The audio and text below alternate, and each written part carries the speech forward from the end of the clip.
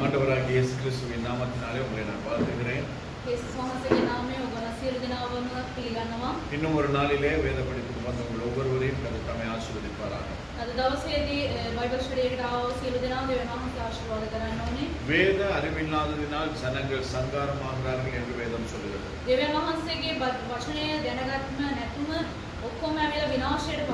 எனவே நம்முடைய திருச்சபையில் இருக்கிறவர்கள் கொஞ்சமாகிலும் வேதத்தில் தேறினவர்களாக இருக்க வேண்டும் என்கிறது நான் விரும்புகிற காரியம். அதை தேவனும் விரும்புகிறார்.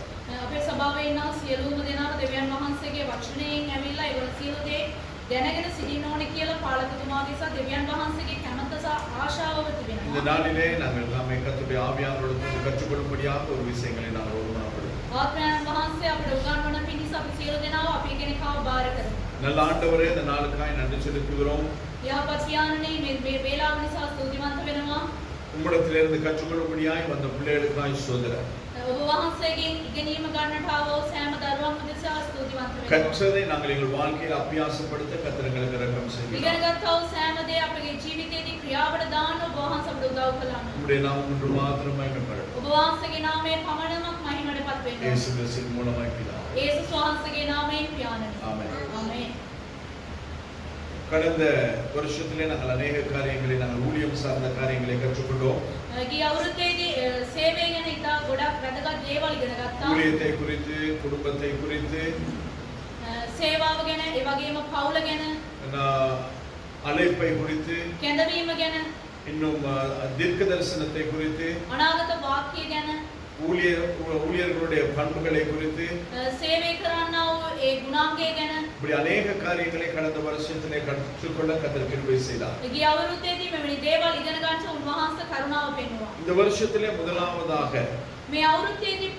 நாங்கள் கற்றுக்கொள்ள போகிறதான விடயம் என்னவென்றால் ஆராதனை. ஆராதனை என்றால் என்ன? ஆராதனை எப்படி இருக்க வேண்டும்? எப்படி ஆராதிக்க வேண்டும்? ஆராதனையில என்னென்ன அம்சங்கள் இருக்க வேண்டும் என்று சொல்லி நாம் அறிந்திருக்க வேண்டும். சரி, ஆராதனை என்றால் என்ன? சொல்லுங்க, உங்களுக்கு என்ன தெரியும்? ஆராதனை என்றால் என்ன?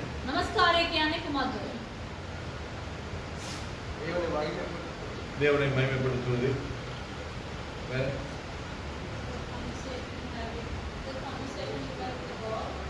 Conversation you have with the Lord. Okay. வேற? தேவனை ஸ்தோத்திரங்களாலும் பாடல்களாலும் ஸ்தோத்திரங்களாலும் பாடலினாலும் தேவனை மகிமைப்படுத்துவது.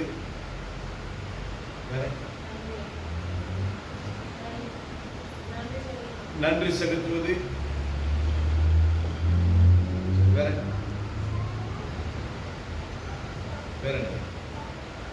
சொல்றது எதுவுமே தப்பு கிடையாது. ஏன்னா நாம எது ஆராதனையில் நினைச்சிருக்கிறோம் அதான் நாம சொல்றோம்.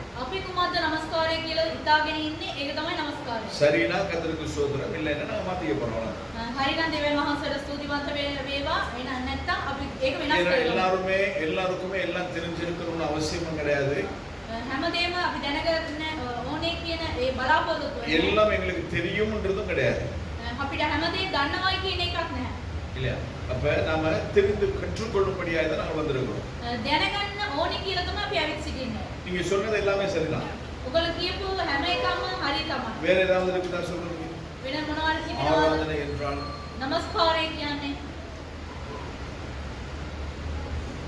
முதலாவது நாங்கள் ஒன்று தெரிந்திருக்க வேண்டும்.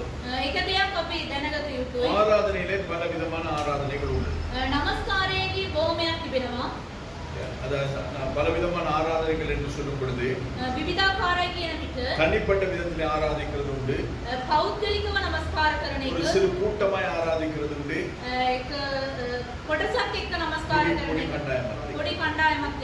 சபையாய் ஆராதிக்கிறது உண்டு, ஒரு பொது கூட்டத்தில் ஆராதிக்கிறது உண்டு. அப்ப ஒவ்வொரு ஆராதனையும் அந்த எந்த நோக்கத்தோடு கூட கூடுகிறோமோ அந்த நோக்கத்தை அடிப்படையாக தான் வைத்திருக்க வேண்டும். අපි කොයි අරමුණෙන්ද ඒක අපි নমස්කාර කරන්නේ ඒකෙන් තමයි নমස්කාරය ඇවිල්ලා ප්‍රතිඵල ஒரு වෙන්නේ. மரண சடங்கு ஆராதனையில போயிட்டு குதூகலம் கொண்டாட்டுவேன்னு பார்க்க பாடாது ඒ මලකේක ගිහිල්ලා මෙවැනි ගීතිකාවක් ගායනා කරන්න இல்லையா? ඕනේ. நல்லவங்க இருந்தா அது வேற மாதிரி எடுத்துட்டு கேட்டு நம்மளோட சேர்ந்து பாடுவாங்க. හොඳ කට්ටිය ඉන්නවනම් අපිත් එක්ක ඒගොල්ලෝ එකතු වෙලා ගායනා කරાવી. இல்லைன்னா இந்த குடும்பமே சபைக்கு வராம விட்டுறாங்க. නැත්නම් මේ සභාවම එන්නේ නැතුව ඉන්නේ. எங்க அம்மா செத்துது, எங்க அப்பா செத்துது, எங்க மாமா செத்துது, இவங்க எல்லாம் குதூகலம் கொண்டாட்டமா அப்படின்னு. අම්මා තාත්තා මැරිච්ච එක මේගොල්ලන්ට ඇවිල්ලා සතුට සමාදානයක්ද කියලා அப்ப බලන්න. கல்யாண வீட்டுல போயிட்டு நாங்க ஏதேனின் ஆதிமனத்துக்கு பதிலா சோதி தோன்றும் ஒரு தேசம் விட்டு பாட முடியாது. අපි මේ මගුල් ගෙවල් වලට ගිහිල්ලා මෙවැනි ගීතිකාවල් ගායනා කරන එක හොඳ නැහැ. சோதி தோன்றும் ஒரு தேசம் சொல்லி செத்த வீட்டுல தான் பாடுவாங்க. මේ ගීතිකාව ඇවිල්ලා මල ගෙවල් වල තමයි ගායනා அப்ப කරන්නේ. எந்த இடத்திலே நாங்கள் ஆராதிக்கிறோம் என்கிறது முதலாவது அமைய வேண்டும். කොයි ස්ථානයක අපි নমස්කාර කරන්නේ කියන එක අපි දැනගෙන සිටින්න ඕනේ. விசேஷமாக நான் இந்த நாளிலே உங்களோடு கூட பேச விரும்புகிறது சபை ஆராதனை குறித்து. විශේෂයෙන් මම මේ ස්ථානයේදී කතා කරන්න යන්නේ සභා নমස්කාරය ගැන. அப்ப சபை ஆராதனை என்ற பொழுது සභා নমස්කාරය කියන්නේ அந்த ஆராதனையிலே பல பகுதிகள் உண்டு. ඒ নমස්කාරයේදී කොටස් කීපයක් அதாவது තිබෙනවා. முழு ஆராதனையும் சேர்ந்துதான் நாங்கள் ஆராதனை என்று சொல்லுகிறோம். worship. මේ සියලුම নমස්කාරය ඔක්කොම තබාලා තමයි අපි নমස්කාරය කියලා කියන්නේ.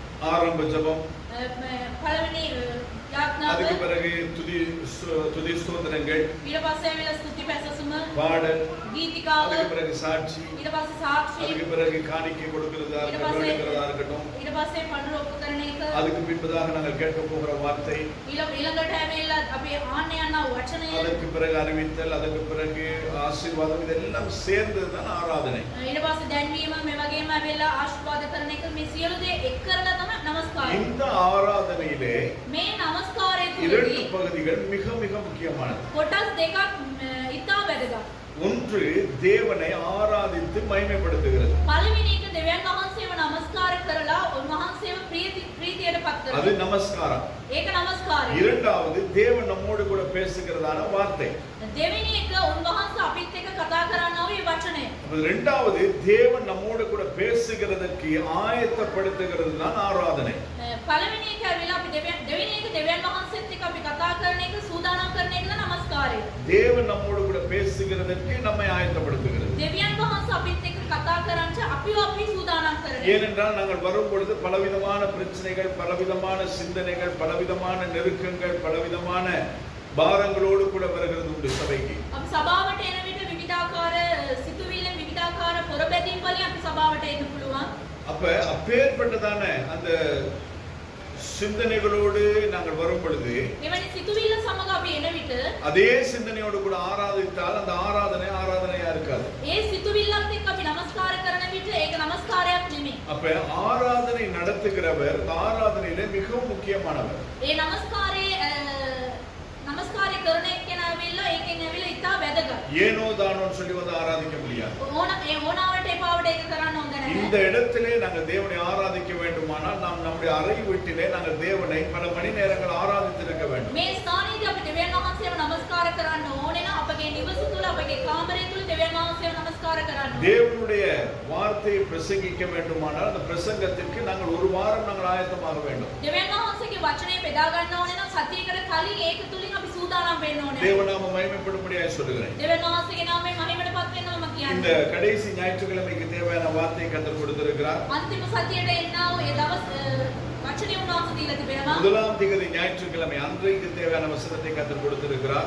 පළවෙනිදා වෙලා තිබෙන වචනේ දීලා තිබෙනවා. அதற்கு பின்பதாக இருக்கிறதான 8ஆம் திகதிக்குரிய வார்த்தையும் கர்த்தர் கொடுத்திருக்கிறார். ඊට පස්සේ 8 වෙනිදා තිබෙනා වූ ඒ වචනේ උන්වහන්සේ දීලා තිබෙනවා. வேணும்னா நான் இங்க இருக்கிற பின்னுக்கு பேக்ல அதாவது பிரசங்க குறிப்பு புத்தகம் இருக்கு, எடுத்து பாருங்க. 3 செய்திகளும் ஆயத்தமாக்கப்பட்டிருக்கிறது. ඉස්සර පාලකතුමා ඉන්නවා පිටිපස්සේ බෑග් එක තියෙනවා. ඒකෙන් ඕගොල්ලන්ට ඇවිල්ලා ඒක බලන්න පුළුවන්. அப்ப தேவன் நம்மோடு கூட பேசி அவர் பேச நினைக்கிற காரியங்களை நமக்கு சொல்ல வேண்டுமானால் දෙවියන් වහන්සේ අපිත් එක්ක කතා කරලා උන්වහන්සේ කතා කරන එක අපිත් එක්ක කියන්න ඕනේ නම් நாம் தேவ சமூகத்தில் அமர வேண்டும். අපි දෙවියන් වහන්සේගේ පාමුල වාඩි වෙන්න ඕනේ. தேவ சமூகத்தில் அமராதபடி கர்த்தர் நம்மோடு கூட பேச முடியாது. අපි දෙවියන් වහන්සේගේ පාමුල අපි හිටියේ නැත්තම් උන්වහන්සේ කතා කරන්නේ නැහැ. பேசலாம், அதாவது பிரசங்கம் பண்ணலாம்.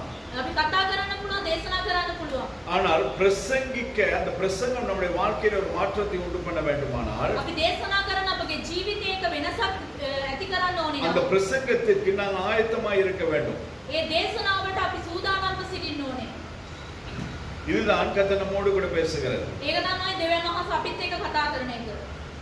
அப்ப அந்த தேவன் நம்மோடு கூட பேசுகிறதுக்கு நாங்கள் எந்த அளவிலே ஆயத்தமாய் இருக்கிறோம் ඒ දෙවියන් වහන්සේ අපිත් එක්ක කතා කරන්න ඕනේ නම් අපි කොච්චරද අපිව සූදානම් කරමින් සිටින්නේ. என்பது மிகவும் முக்கியமானது. ඒක ඉතා වැදගත්. அப்ப இது 25ஆம் தேதிக்கு அதாவது நாளை பேச வேண்டியதற்கு கர்த்தர் கொடுத்த செய்தி. ඊට දවස ගැන කතා කරන්න ඕනේ දේශනාව තමයි මේක. அதற்கு பின்பதாக இந்த 1ஆம் தேதி பேசுகிறதற்கு கர்த்தர் இந்த கிறிஸ்டி பக்கத்துல இருந்து பார்த்துட்டு இருக்காங்க. இது 1ஆம் தேதி பேச வேண்டியதான வார்த்தை. ලබන මාසේ පළවෙනිදා කතා කරන්න ඕ වචනය. இது 8ஆம் தேதிக்கு பேச வேண்டியதான வார்த்தை. 8 වෙනිදා ඉරුදින කතා කරන්න ඕ දේශනාව அப்ப මේක. இந்த 3 செய்திகளையும் கர்த்தர் ஏற்கனவே கொடுத்து வைத்திருக்கிறார். මේ දේශනාවල් තුනම උන්වහන්සේ කලින්ම දීලා அப்ப තිබෙනවා. 8ஆம் தேதி வரை தேவ சமூகத்துல உட்கார தேவையில்லையா? 8 වෙනිදා වෙනතුරු දෙවියන් වහන්සේගේ පාමුල වාඩි වෙන්න හොඳ නැද්ද? ஜெபம் பண்ண தேவையில்லையா යාඥා කරන්න ඕනේ නැද්ද? அப்படின்னு கேட்கலாம். එහෙම අහන්න පුළුවන්. இல்லை, நாங்க தேவ செய்தியை கேட்கிறதுக்காக தேவ சமுத்திரம் கூடாது. උන්වහන්සේ ආනෙින්ද අපි දෙවියන් වහන්සේගේ පාමුල වාඩி වෙන්න හොඳ නැහැ. தேவன் என்னோடு கூட பேச வேண்டும், දෙවියන් වහන්සේ මාත් එක්ක කතා நான் කරන්න அவரோடு ඕනේ. கூட பேச මම வேண்டும் උන්වහන්සේත් එක්ක කතා කරන්න ඕනේ. என்பதற்காய் ஒவ்வொரு கிறிஸ்தவர்களும் தேவ சமூகத்தில் அமர வேண்டும். ඒ ඉඳයි හැම ක්‍රිස්තියානියෙක්ම උන්වහන්සේගේ පාමුල වාඩි වෙන්න ඕනේ. அதனால்தான் நாளை தினம் முதல் கொண்டு 31ஆம் தேதி வரையும் தேவ சமூகத்தில் அமர்கிறதற்காக நாங்கள் நேரத்தை நியமித்திருக்கிறோம். හෙට දිනේ සිට 31 වෙනිදා දෙවියන් වහන්සේගේ පාමුල අපි වාඩි වෙන්න සූදානම්ව அப்ப සිටිනවා. இந்த ஆராதனை நடத்துகிறவர்கள் இந்த ஆராதனைக்கு மிக முக்கியமானவர்கள். නමස්කාරය කරන එක්කෙනා වෙලා නමස්කාරයට ඉතා වැදගත්. அப்ப அவர் தன் தேவ சமூகத்திலே தன்னை ஆயத்தப்படுத்த வேண்டும். තමන් ඇවිල්ලා තමන්ව ඒ නමස්කාරය තුලින් තමන්ව සූදානම් කරගන්න. எனக்கு பாட முடியும் என்பதற்காக தேவ சமூகத்தில் ஆராதிக்க முடியாது. මට ගායනා කරන්න පුළුවන් කියලා දෙවියන් වහන්සේගේ නමස්කාරය කරන්න බෑ. அப்படின்னா நாங்க யாராவது கச்சேரியில பாடுறவங்கள காசு கொடுத்து கூட்டிட்டு வந்துடலாம். ඒ කච්චේරි ගීතිකා ගායනා කරන එක්කෙනෙම ඒක කරගෙන ඉන්න அந்த පුළුවන්. மதியழகன்னா அவங்க ஈழத்து பாட்டுலாம் பாடுவாரு. மதியழகன் யாரோ ஒருத்தர், சரி இருக்காரோ இல்லையா தெரியல. அப்ப யாராவது ஒரு ஆளை கொண்டாந்து விட முடியாது. කවුරුහරි එක්කෙනෙක්ව ගෙනල්ලා මෙතන තියන්න இப்ப බෑ. நிறைய சபைகள் என்ன நடக்குன்னு சொன்னா ஆள் கொடுத்து கீபோர்டு அடிக்கிறதுக்கு ஆளை அந்த காசு கொடுத்து கீபோர்டு அடிக்கிறதுக்கு கூப்பிட்டு இருக்கிறான். ගොඩක් සභාවල් වල ඇවිල්ලා සල්ලි දීලා කීබෝඩ් එක ප්ලේ කරන්න நம்முடைய ඒක சபையிலே කරන්නේ. கீபோர்டு அடிக்க ஆள் இல்லைன்னு சொன்னா காசு கொடுத்து கூப்பிட்டு அடிக்கிறது கிடையாது. අපේ සභාවල් වල ඇවිල්ලා කීබෝඩ් එක ගන්න කවුරුත් නැත්තම් සල්ලි ஏன் දීලා ගන්නේ නැහැ. அவர்கள் காசுக்காய் ஊழியம் செய்கிறவர்கள். මන්ද කියනවා නම් ඒගොල්ලෝ සල්ලි වලට සේවය කරනවා. அப்படி நாங்க கீபோர்டு அடிச்சு ஆண்டவர் கூப்பிடணும்னு அவசியமே கிடையாது. ඒම කීබෝඩ් එක ගාලා ඇවිල්ලා දෙවියන් වහන්සේට කඳවන්න ඕනේ இன்னைக்கு නැහැ. ஒரு 3-4 வருஷங்களா தான் நாங்க கீபோர்டோட அந்த வாத்தியங்களோட கூட தேவனை ஆராதிக்கிறோம். අවුරුදු 3ක් 4ක් තමයි මේ වගේ බාණ්ඩයත් එක්ක අපි 15 வருஷங்களுக்கும் அதிகமாய் நாங்கள் ஒண்ணுமே இல்லாம தேவனை ஆராதிச்சிருக்கிறோம். අවුරුදු 15කට කලින් ඇවිල්ලා කිසිම දෙයක් නැතුව දෙවියන් වහන්සේ නමස්කාර வாத்தியங்கள் இருந்தாலும் இல்லாவிட்டாலும் எப்படி கர்த்தரை ஆராதிக்கிறது என்பதை நாங்கள் அறிந்திருக்கிறோம். මොනවද තිබුණත් නැත්තම් දෙවියන් වහන්සේ කොහොම නමස්කාර කරන්න කියලා අපි දැන அப்ப සිටිනවා. ஆராதிக்கிறவர் ஆராதனைக்கு மிகவும் முக்கியம். නමස්කාර කරන එක්කෙනා ඇවිල්ලා නමස්කාරයට ඉතා වැදගත්. அவர் தன்னை ஆயத்தப்படுத்த வேண்டும். තමන් තමන්ව සූදානම් කරගන්න அவர் ඕනේ. தேவ சமூகத்திலே நிற்கும் பொழுது தேவ பிரசன்னம் இறங்க வேண்டும். ඔහු ඇවිල්ලා දෙවියන් වහන්සේගේ පාමුල සිටින විටදී දෙවියන් වහන්සේගේ මහිමේ වැగిරෙන්න ඕනේ. கைய வச்சு ஆளை கூப்பிட்டு ஜோம் பண்ணி சோமாக்க வேண்டிய அவசியம் கிடையாது. ඒ ඉස්සරහට අරගෙන අත දියු කරලා යාඥා කරන එක ඒක ලොකු දෙයක් නෙමෙයි.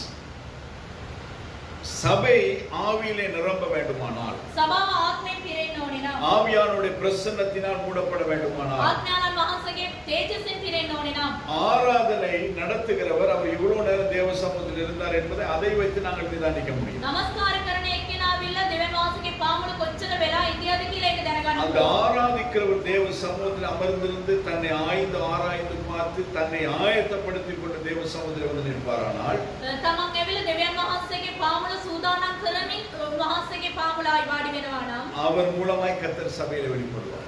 එයා තුලින් දෙවියන් වහන්සේ ඇවිල්ලා තමන්ව පෙන්වනවා. ஆராதனை என்கிறது නමස්කාරය කියන්නේ பரலோகத்தின் தேவ மகிமையை ස්වර්ග රාජ්‍යයේ දෙවියන් වහන්සේගේ මහිමය பூலோகத்திற்கு கொண்டு வர்றது. මේ පොළවට ගෙනෙන එක. அதுதான் ஆராதனை. ඒක තමයි නමස්කාරය. நம்முடைய திறமையினால் தாளந்தினால் அதை செய்ய முடியாது. අපගේ තාලන්තය තුල අපගේ හැකියාව තුලින් ඒක කරන්න அது බෑ. ஆவியானவரினால் மட்டும்தான் செய்ய முடியும். ඒක ආත්මයන් වහන්සේ තුලින් පමණමයි அப்ப කරන්න நாம் පුළුවන්. ஆவியோடு நாங்கள் தேவனை ஆராதிக்கும் பொழுது අපි ආත්මෙන් දෙවියන් වහන්සේව නමස්කාර කරන அந்த විට தேவ பிரசன்னம் கீழே வரும். ඒ දෙවියන් වහන්සේගේ මහිමේ තේජස එනවා. சில இடங்களிலே போய் ஆராதனை முடிஞ்ச பிறகு நான் இன்னொரு ஆராதனை நடத்தி பிரசங்கம் பண்ண வேண்டியிருக்கும். සමහරක් ස්ථානවලට ගියන් පස්සේ පාස්ටර්ලා ගිහලා ඒ ස්ථානේ නමස්කාර කරන්න ගොඩක් දේවල් තිබිලා තිබෙනවා. அதாவது அவங்க ஆராதனை நடத்திட்டு போவாங்க. ඒගොල්ලෝ නමස්කාරය කරමින් සිටිනවා. ஆனா அதுக்கு பிறகு நான் ஒரு ஆராதனை நடத்தினாதான் எனக்கு ஆண்டவர் பேச முடியும். දෙවියන් මම නැවල නමස්කාරයක් කරන් පස්සේ තමයි දෙවියන් වහන්සේට කතා කරන්න. ஏனென்றால் அவர்கள் ஆராதனை வந்து அது ஆராதனை கிடையாது, அது ஒரு என்னது ஒரு பெர்ஃபார்மன்ஸ். ඒ performance එක වගේ තියෙනවා. ඒ නමස්කාරයක් නෙමෙයි ඒක. ஆடுறது, ஓடுறது, கத்துறது, கூப்பாடு போடுறது இதுதான் ஆராதனை. නටන එක මේ වගේ කෑ ගන්න එක මෙවැනි දේවල් තමයි ඒගොල්ලෝ කරන්නේ. தேவ சமூகத்திலே நாங்கள் நின்று கர்த்தரை ஆராதிக்க வேண்டும். දෙවියන් වහන්සේගේ පාමුල ඉඳලා දෙවියන් වහන්සේව නමස්කාර කරන්න. ஆராதனை மத்தியிலே பேசுறது மத்தது வேற, அதை நிறுத்திட்டு மற்ற காரியங்கள் சொல்லுகிறதெல்லாம் ஆராதனை கிடையாது.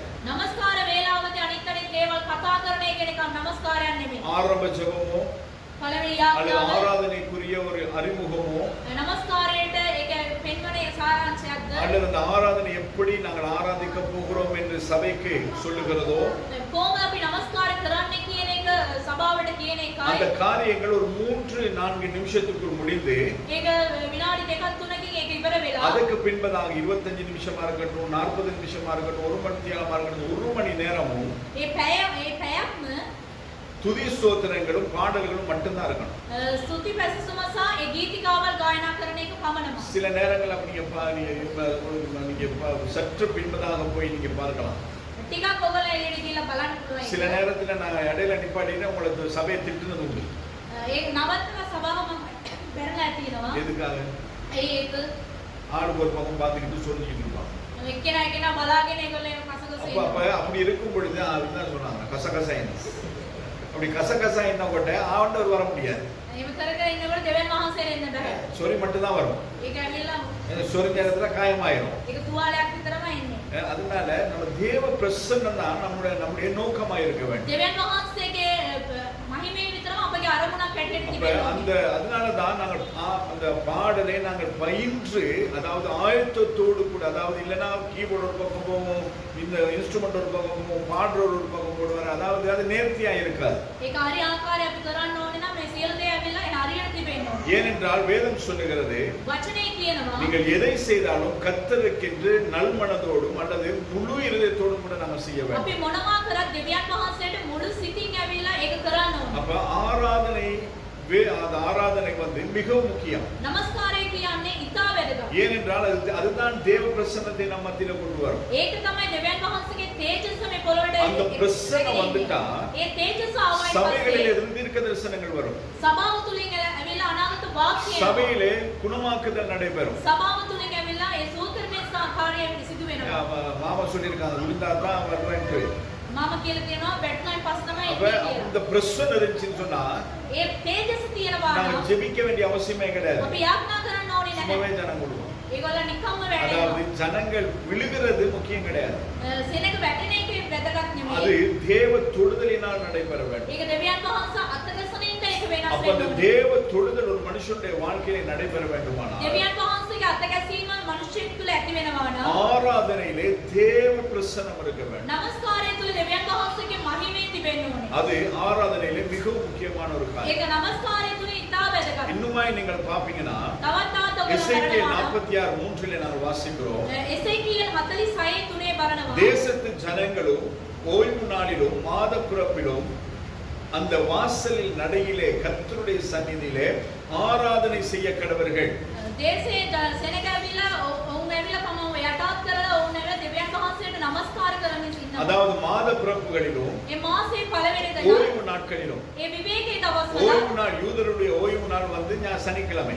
යුතුවරුන්ගේ විවේකයේ දවස් ඇවිල්ලා සෙනසුරාදා. ஆனால் இப்பொழுது உலகமே இயேசு கிறிஸ்து உயிர்த்தெழுந்ததான இந்த ஞாயிற்றுக்கிழமையை அந்த ஓய்வு நாளாய் அனுசரித்து මේ வருகிறார்கள். මොන ලෝකයේ ඇවිල්ලා දෙවියන් වහන්සේ ඇවිල්ලා නැවත නැගිටිච්ච ඒ ඉරුදින ඇවිල්ලා විවේක දවස කියලා ඒගොල්ලෝ සමරනවා. மத்திய கிழக்கு நாட்டிலே ஓய்வு நாள் வந்து வெள்ளிக்கிழமை.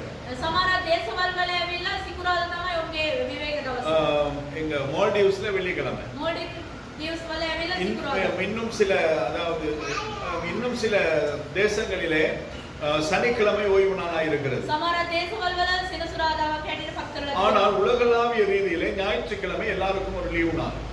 මේ ලෝකයේම ඇවිල්ලා ඉරුදින විතරම ඉරුදා දින විතරමයි ඒක විවේක දවස. அப்ப எல்லாரும் லீவா இருக்கிறதுனால அந்த ஞாயிற்றுக்கிழமையில வந்து தேவனை சபைகளிலே ஆராதித்து வருகிறார்கள். හැමෝම විවේකෙම ඒ දවසේ ඉන්න ඉන්න දෙවියන් වහන්සේව ඉරුදින ஆனால் ஆண்டவருடைய வேதம் சொல்லுகிறது වචනේ කියනවා கர்த்தருடைய சந்நிதியில் ஆராதனை செய்ய கடவர்கள். දෙවියන් වහන්සේගේ පාමුල නමස්කාර කරන්න ඕනේ. அவர்கள் எல்லாரும் தேவனை ஆராதிக்கிறதுக்கு நாங்கள் கடமைப்பட்டிருக்கிறோம். අපි හැමෝම දෙවියන් වහන්සේව නමස්කාර කරන්න යුතුයි. அப்ப ஏசாயா 6வது அதிகாரம் 3வது வசனத்தில் நீங்கள் பார்ப்பீர்களானால் ඒසායා 6:3 අපි බලන විට தேவ தூதர்கள் දෙවියන් அதாவது වහන්සේගේ දූතයන් சிங்காசனத்துக்கு முன்பதாக இருக்கிற தூதர்கள் සිංහාසනයේ ඉදිරියේ සිටිනා දූතයන් அவர்கள் ஒருவரை ஒருவர் நோக்கி ඒගොල්ලෝ එකිනෙකා එකනා බලාගෙන சேனைகளின் கர்த்தர் பரிசுத்தர் பரிசுத்தர் பரிசுத்தர் සේනාවල දෙවියන් වහන්සේ ශුද්ධයි ශුද්ධයි ශුද්ධයි பூமி அனைத்தும் அவருடைய மகிமையால் நிறைந்திருக்கிறது என்று கூப்பிட்டு சொன்னார்கள். පොළොවේ ඇවිල්ලා උන්වහන්සේගේ මහිමේ තේජසින් පිරීලා තිබෙනවායි කියලා ඒගොල්ලෝ කතා කරලා කියනවා. அப்ப ஆராதனை என்கிறது නමස්කාරය කියන්නේ தேவனுடைய பரிசுத்தத்தை விளம்புகிறதான ஒரு செய்கை. දෙවියන් වහන්සේගේ ශුද්ධකම කියනවා ඒක ක්‍රියාවක්. அப்ப பரிசுத்தத்தோடு கூட தேவனை ஆராதிக்க வேண்டும். අපේ ශුද්ධකම දෙවියන් වහන්සේව නමස්කාර කරනවා. பரிசுத்தத்தோடு கூட தேவனை தொழுது கொள்ள வேண்டும். ශුද්ධකම දෙවියන් වහන්සේව නමස්කාර කරනවා. உபாகமம் 6:13 நாங்கள் பார்க்கிறோம்.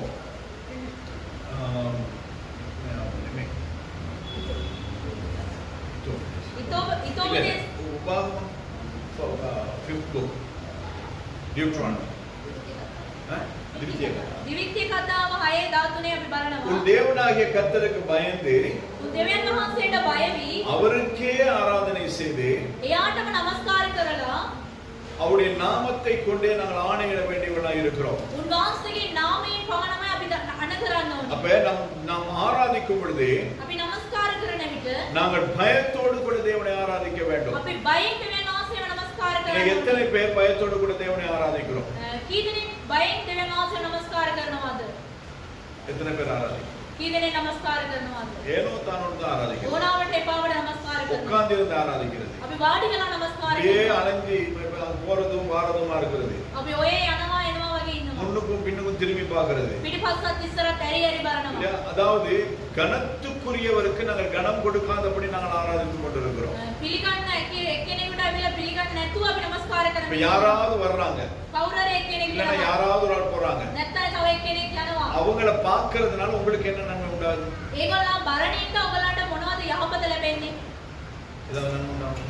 මොකක් හරි යහපත ලැබෙනවද නැහැ. அப்ப அப்படி இருக்கும் பொழுது எதற்காய் பார்க்கணும்? එහෙම නැති වුණාම අපි ඇයි බලන්නේ? அதாவது நாங்க வந்த நோக்கத்தை நிறைவேற்ற வேண்டுமே ஒழிய අපේ ආගාමී අරමුණේ ඇවිල්ලා ඉෂ්ට කරන්න ඕනේ. ஏனைய காரியங்களுக்கு நம்முடைய சிந்தனைகளை அலைய விடக்கூடாது. අනිත් දේවල් වලට අපගේ සිතුවිල්ල යවන්න හොඳ නැහැ. மத்தேயு 2வது அதிகாரம் 11வது வசனத்தில் நாங்கள் பார்க்கிறோம். මතයෝ 2:11 අපි බලනවා. இயேசு கிறிஸ்துவினுடைய பிறப்பை கேள்விப்பட்ட போது යේසුස් වහන්සේගේ ඉපදීම දැනගත්තායින් පස්සේ ඒගොල්ලෝ ආරංචි වුණායින් அந்த පස්සේ இடத்துல அந்த வசனம் நடுப்பகுதியிலிருந்து நாங்கள் வாசிக்கும் பொழுது வசனம் சொல்லுகிறது, ඒ වචනය ඇවිල්ලා අපි මැද කොටස කියවන විට சாஷ்டாங்கமாய் விழுந்து அதை பணிந்து கொண்டு ඒගොල්ලෝ බැටිලා නමස්කාර කරලා தங்கள் பொக்கிஷங்களை திறந்து තමන් ගෙනාවා වූ ඒ ඔක්කොම සියලු දේවල් දීලා பொன்னையும் தூப வர்க்கத்தையும் வெள்ளை போடத்தையும் அதற்கு காணிக்கையாக வைத்தார்கள் என்று. රන්සා රීති ඇවිල්ලා ඒගොල්ලෝ ඒ ද්‍රව්‍ය භාණ්ඩ ඇවිල්ලා ඒගොල්ලෝ තිපයි அப்ப කියලා. இயேசு கிறிஸ்து பிறந்த இயேசு கிறிஸ்துவை பார்க்கிறதுக்கு ஞானிகள் வருகிறார்கள். ඉපදුනා වූ යේසුස් වහන්සේව බලන පිණිස ශාස්ත්‍රවන්තයන් அப்ப ආවා. அந்த ஞானிகள் வந்த போது ඒ ශාස්ත්‍රවන්තයන් ආවයින් இயேசு පස්සේ கிறிஸ்து துணியினால் சுற்றி முன்னணியிலே கிடத்திருக்கிறதை பார்த்து යේසුස් වහන්සේව රිදි කැලකින් ඔතලා ඉස්සරහින් තියෙන එක දැකලා அவர்கள் என்ன செய்தார்களா? ඒගොල්ලෝ මොනවද කරන්නේ? சாஷ்டாங்கமாய் விழுந்து பணிகிறார்கள். ඒගොල්ලෝ ඇවිල්ලා එහෙම වැටිලා නමස්කාර කරනවා. அதுக்கு பின்பதாய் அவர்கள் கொண்டு வந்ததான வெள்ளை பொன் தூப வர்க்கத்தை அவர்கள் கொடுக்கிறார்கள். ඊට පස්සේ ඒගොල්ලෝ ගෙනාවා වූ සියලුම රන්සා රිදි සියලුම දේවල් அப்ப දෙනවා. இதனாலதான் ஆராதனையிலே காணிக்கையும் ஒரு பகுதியாய் சேர்க்கப்பட்டிருக்கிறது. ඒ හින්දා තමයි නමස්කාරය තුලින් ඇවිල්ලා මේ පඬුරු ඔප්පු කරන එකක් කියලා තිබෙනවා. அப்ப இது அத காணிக்கையெல்லாம் எப்படி எப்படி போனாலும் මේ පඬුරු ඔප්පු කරන එක මොනවා වුණා? நாங்கள் தேவனை ஆராதிக்கும் பொழுது අපි දෙවියන් වහන්සේව නමස්කාර என்னுடைய කරනවා. இருதயம் தேவனை எவ்வளவாய் நேசிக்கிறதோ මාගේ හදවත කොයි ආකාරයෙන් දෙවියන් වහන්සේට ප්‍රේම කරන්නේ? அதற்கு ஏற்ற பிரகாரமாய் நாங்கள் தேவனை ஆராதிக்க அல்லது நமஸ்கரிக்க வேண்டியவர்களாய் இருக்கிறோம். ඒ වගේම දෙවියන් වහන්සේව නමස්කාර කරන්න ඕනේ අපි. வெளிப்படுத்தல் வெளிப்படுத்தும் விசேஷம் 4வது அதிகாரம் එලිතරම් 4 වෙනි පරිච්ඡේදය 8லிருந்து 11வது வசனம் வரை நான் வாசித்து பார்த்தால் 8 සිට 11 වෙනකම් අපි කියවන විට அந்த தூதர்கள் என்ன சொல்றாங்க, அந்த அங்க இருக்கிறதானே அந்த 4 ஜீவன்களும் என்ன சொல்லுகிறது? ඒ ස්ථානයේ සිටිනා වූ දූතයන් මොනවද කියන්නේ? இருந்தவரும் හිටියා වූ இருக்கிறவரும் සිටිනා වූ வருகிறவருமாகிய නැවත එන්නා වූ சர்வ வல்லமையுள்ள தேவனாகிய கர்த்தர் සර්ව බලධාරී වූ දෙවියන් වහන්සේ பரிசுத்த பரிசுத்த பரிசுத்தர் என்று සුද්ධයි සුද්ධයි සුද්ධයි කියලා இரவும் பகலும் ஓய்வின்றி சொல்லிக் கொண்டிருந்தன. රෑ දවල් ඒගොල්ලෝ විවේක ගන්න කියලා කියමින් அப்ப සිටිනවා. இந்த ஞாயிற்றுக்கிழமை ஆராதனை தவிர்த்த நேரம் මේ ඉරුදින නමස්කාරය නැති වේලාවේ நம்முடைய வாழ்க்கை முழுவதும் ஆராதனையா இருக்க வேண்டும். අපගේ ජීවිතයේ මුළුල්ලේම නමස්කාරයක් තිබෙන්න ඕනේ. எப்பொழுது பார்த்தாலும் தேவனை தொழுது கொண்டே இருக்க வேண்டும். කොයි වෙලාවෙදි බැලුවත් දෙවියන් වහන්සේව නමස්කාර කරන්න ඕනේ. தேவனை நமஸ்கரித்துக் கொண்டே இருக்க வேண்டும். දෙවියන් වහන්සේව නමස්කාර කරමින් සිටින්න ඕනේ. தேவனுக்கு புகழாரம் பாடிக்கொண்டே இருக்க வேண்டும். දෙවියන් වහන්සේට ගීතිකාවල් ගායනා කරමින් සිටින්න ඕනේ. நம்முடைய வாழ்க்கையில ஒவ்வொரு நிமிஷமும் கர்த்தர் நம்மை விசாரிக்கிறவராய் இருக்கிறார். සෑම වේලාවෙදී දෙවියන් වහන්සේ අපව සෝදිසි කරමින් සිටිනවා. சங்கீதம் 121 நாங்கள் வாசிக்கிறோம். ගීතාවල 121 අපි බලනවා. இஸ்ரவேலை காக்கிற தேவன் அவர் தூங்குகிறதும் இல்லை உறங்குகிறதும் இல்லை என்றார். ඉස්රායේල ආරක්ෂා කරනවා දෙවියන් වහන්සේට නිදිබර වීමක්වත් නිදා ගැනීමක්වත් அப்ப என்னையும் உங்களை காக்கிற தேவன் ඔබව සමාව ආරක්ෂා කරනවා දෙවියන් 24 மணி වහන්සේ. நேரமும் පැය 24 வாரத்தின் 7 நாட்களும் සතියේ දවස් 7ම மாதத்தின் 28 30 31 நாட்களும் මාසයේ 28 29 30 31ම வருஷத்தின் 365 நாட்களும் අවුරුද්දේ දවස් 365ම ஒவ்வொரு நாளின் 24 மணி நேரமும் அவர் நம்மை விசாரிக்கிற தேவனாய் நம்மை கண்ணும் கருத்துமாய் பார்க்கிற தேவனாய் இருக்கிறார். එක දවසේම පැය 24ක්ම අපි දෙසම බලාගෙන අපිම මහස රැක බලාගෙන සිටිනවා. எத்தனை பேர் டயர்டா இருக்கீங்க? කී දෙනෙක් ඇවිල්ලා உண்மையை கேட்கிறேன். எத்தனை பேர் டயர்டா? කී දෙනෙක් ටයර්ඩ් වෙලා ඉන්නවද? எத்தனை பேர் டயர்டா? කී දෙනෙක්ද? நான் ரொம்ப டயர்டா இருக்கேன். මම ඇවිල්ලා ගොඩක් මේ වෙලාවට மேவில இல்லை மான்ஸ் මානසික වෙලා ඉන්නවා. அதனால ஒரு அரை மணி நேரம் நான் மூச்சு விடாம இருக்கிறேன். මම පැය භාගයක් ඇවිල්ලා උස්ම ගන්නත් වෙනවා. யாருக்காவது சொல்ல முடியும்? කාටද කියන්න පුළුවන්ද? யாருக்காவது இருக்க முடியும்? කාටද එහෙම ඉන්න சரி அரை පුළුවන්ද? மணி நேரம் வேணும். පැය භාගයක් ரொம்ப එපා. டயர்டா இருக்கிறேன். ගොඩක් මහන්සි ஒரு වෙලා 5 ඉන්නවා. நிமிஷம் நான் மூச்சு எடுக்காம கொஞ்ச நேரம் படுத்துட்டு வரேன். මම උස්ම ගන්න නැතුව මම මේ නිදියගෙන ඉන්නවා. சொல்லலாம். කියන්න පුළුවන්ද? ஏன்னா மூச்சு போச்சுன்னா උස්ම ගියන් පස්සේ வாழ்க்கையே போச்சு. ජීවිතේම ඉවරයි. அப்ப அந்த மூச்சை கொடுக்கிறவர் கர்த்தர். ඒ උස්මේ දෙන්නේ උන්වහන්සේ. அப்ப அத்தனை மூச்சுக்கும் நாங்கள் கர்த்தரை சோதரிக்க வேண்டியவர்களாய் நன்மை நன்றி செலுத்த வேண்டியவர்களாய் இருக்கு. ඒ සියලුම උස්මේට උන්වහන්සේට ස්තුති පැසතුම උන්වහන්සේට அதான் ඇවිල්ලා இரவும் பகலும் பரலோகத்துல இரவும் கிடையாது பகலும் கிடையாது. ස්වර්ග රාජ්‍යයේදී රාත්‍රිය සහ දවාල නැහැ. ஆனால் பூமியில இருக்கிற நானும் நீங்கள் விலகிக் கொள்ள வேண்டும் என்பதற்காக கர்த்தருடைய ஆவியானவர் எழுதி வைத்திருக்கிறார். පොළවේ ඉන්න ඔබ සමම දැනගන්න ඕනේ ඉන්න සුදාත්මයන් වහන්සේ කියලා அப்ப තිබෙනවා. நாம இரவும் பகலுமாக அந்த தூதர்கள் அந்த என்ன செய்கிறார்கள்? அவர்கள் கர்த்தரை தொழுது கொண்டே இருக்கிறார்கள். ඒගොල්ලෝ ඇවිල්ලා රෑ සහ දවාල වෙලා දෙවියන් වහන්සේව නමස්කාර කරමින් සිටිනවා. 9வது வசனத்தின் 2வது பகுதி இப்படியாய் சொல்லுகிறது. 9:2 මෙහෙම කියනවා. மகிமையும் கனத்தையும் சோத்திரத்தையும் செலுத்தும் போது, මහිමේ සහ ගෞරවයේ ස්තුති පූජාව அதாவது அந்த 4 ஜீவன்களும்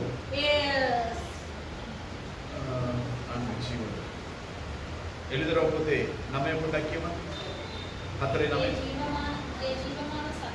சத்வன் ஜீவமான் சத்வன் ජීවමාන සත්වයන් அந்த அவர்கள் தேவனுக்கு முன்பதாக அவருடைய மகிமையும் கனத்தையும் ஸ்தோத்திரத்தையும் செலுத்தும் பொழுது දෙවියන් වහන්සේට මහිමේද ගෞරවයේද ස්තුතිය දෙන විට 10வது வசனத்தின் 2வது பகுதி சொல்லுகிறது, 10:2 කියනවා. வணக்கமாய் விழுந்து ඒගොල්ලෝ එමම වැටි නමස්කාර කරලා சதா காலங்களில் உயிரோடு இருக்கிறவரை தொழுது கொண்டு සදා කාලයේම ජීවිතුන් අතර සිටිනා වූ දෙවියන් වහන්සේ නමස්කාර කරලා தங்கள் தலைகளிலே இருக்கிறதான கிரீடங்களை கலற்றி சிங்காசனத்துக்கு முன்பதாய் வைத்துவிட்டு, තමන්ගේ ඔළුවේ තිබෙනා ඔය ඔටුන්න ගලවලා පාද පහවල තියලා கர்த்தாவே ස්වාමීනි தேவரீர் மகிமையும் கனத்தையும் வல்லமையும் பெற்றுக் கொள்கிறதற்கு பாத்திரமாய் இருக்கிறேன். ඒ ගෞරවයෙන් මහිමේද සියලුම තේජස උන්වහන්සේට දෙන්න උන්වහන්සේ විතරමයි සුදුසුයි. நீரே சகலத்தையும் சிருஷ்டித்தீர். ඔබ වහන්සේ පමණමයි සියලු දේ මවලා உம்முடைய තිබෙන්නේ. சித்தத்தினாலே அவைகள் உண்டாயிருக்கிறவைகளும் උන්වහන්සේගේ කැමැත්ත පරිදි ඒ සියලු දේ මවලා තිබෙනවා.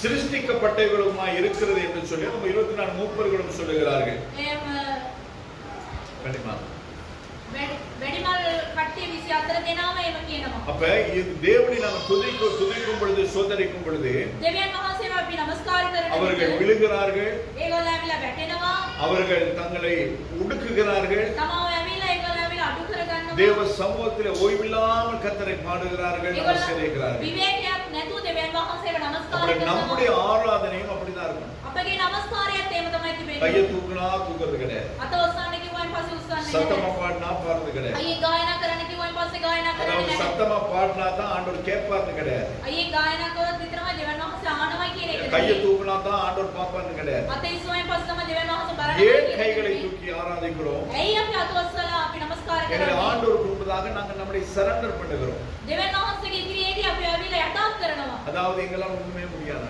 අපෙන් ඇවිල්ලා කිසිම දෙයක් බැහැ ස්වාමී. எங்களால் ஒண்ணுமே இயலாது. අපිට කිසිම දෙයක් බැහැ දෙවියන්. எங்களால் முடிஞ்ச உடனே இந்த கரங்களை தூக்கி ஆராதிக்கிறது. අපිට පුළුවන් එකම දේ මේ අත්පසවල அப்ப நாம் නමස්කාර தேவனுக்கு කරන එක. முன்பதாய் நம்மை தாழ்த்தும் ஒரு அடையாளம் தான் இந்த கரங்களை தூக்குகிறதே ஒழிய கரத்தை தூக்குனா தான் தேவன் பார்ப்பார்னு கிடையாது. අපි දෙවියන් වහන්සේගේ ඉදිරියේදී අපි යටත් කරන එක විතරමයි. අපි අත ඉස්සුවෙන් පස්සේ උන්වහන්සේ බලන එක විතරයි. அப்ப இந்த ஆராதனையின் பொழுது நாம் செய்கிறதான கிரியைகள், இந்த காரியங்கள் எல்லாமே தேவனை மகிமைப்படுத்துகிறதா இருக்க අපි வேண்டும். කරනා මේ කාර්යය ඇවිල්ලා දෙවියන් වහන්සේම මහිමයට පත් කරනා දේවල් විතරමයි. விசில் அடிக்கிறது, විසිල් ගාන එක, சுத்துறது, මේව කැරකෙන එක, ஆடுறது, නටන එක, இதெல்லாம் ஆலயத்தில் செய்யக்கூடாது. මේව නමස්කාරය තුළින් සභාව තුළින් කරන එක හොඳ නැහැ. நம்ம யாருக்கு விசில் அடிப்போம்? අපි කාටද විසිල් එක ගන්න?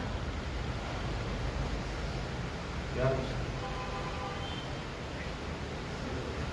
ரோட்ல போகும்போது காவாடி பாயில் கட்டுமாங்க இல்லைங்களா, அவங்க தான் விசில் அடிச்சு கூப்பிடுறது.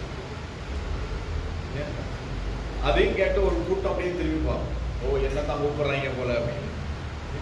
நம்மள ஆண்டு விசில் அடிச்சு கூப்பிடுறது கிடையாது, අපි දෙවියන් වහන්සේ ඇවිල්ලා විසිල් ගාලා අඬගහන එක அவர் නෙවෙයි. கனத்துக்குரியவர். උන්වහන්සේ මහිමයට පත් වූ දෙවියන් වහන්සේ. பக்கத்துல உள்ளவங்களை தட்டி சொல்லுமாங்க, ළඟ ඉන්න කෙනා பக்கத்துல உள்ளவங்க අත கை கொடுத்து சொல்லுமாங்க. ළඟ ඉන්න කෙනා අත දීලා இப்ப කියන්නේ. இதெல்லாம் ஆண்டவர் சொல்லல, கையை கொடுத்து ஆராதிக்க சொல்லு ஆண்டவர் சொன்னாங்க. අත දීලා නමස්කාර කරන්න කියලා දෙවියන් වහන්සේ කොහෙද කියලා කිව්වා. சாஷ்டாங்கமா விழுந்து ஆராதித்தார்கள் இருக்குது. එහෙම වැටි දෙවියන් වහන්සේ නමස්කාර கேருபீன்கள் சேராபீன்கள் ஆண்டவரை தொழுது கொள்ளும் பொழுது அவங்க செட்டைகளினாலே கண்களை மூடி கை காலெல்லாம் மூடிட்டு ஆராதிக்கிறான். කේරුපියරුන්ගේ සේරුපියරුන්ගේ දෙවියන් වහන්සේව නමස්කාර කරන විට ඒගොල්ලන්ගේ පිහාටෙන් තමයි ගෑස් වසාගෙන නමස්කාර කරනවා. இன்னைக்கு எப்படி දැන් කොහොමද? மூடுறதுக்கு கையே கிடையாது. වාගන්න අතවත් නැහැ. நீங்க கையை தூக்குனா அப்படி அடிவயிறு வரையும் தெரியுது.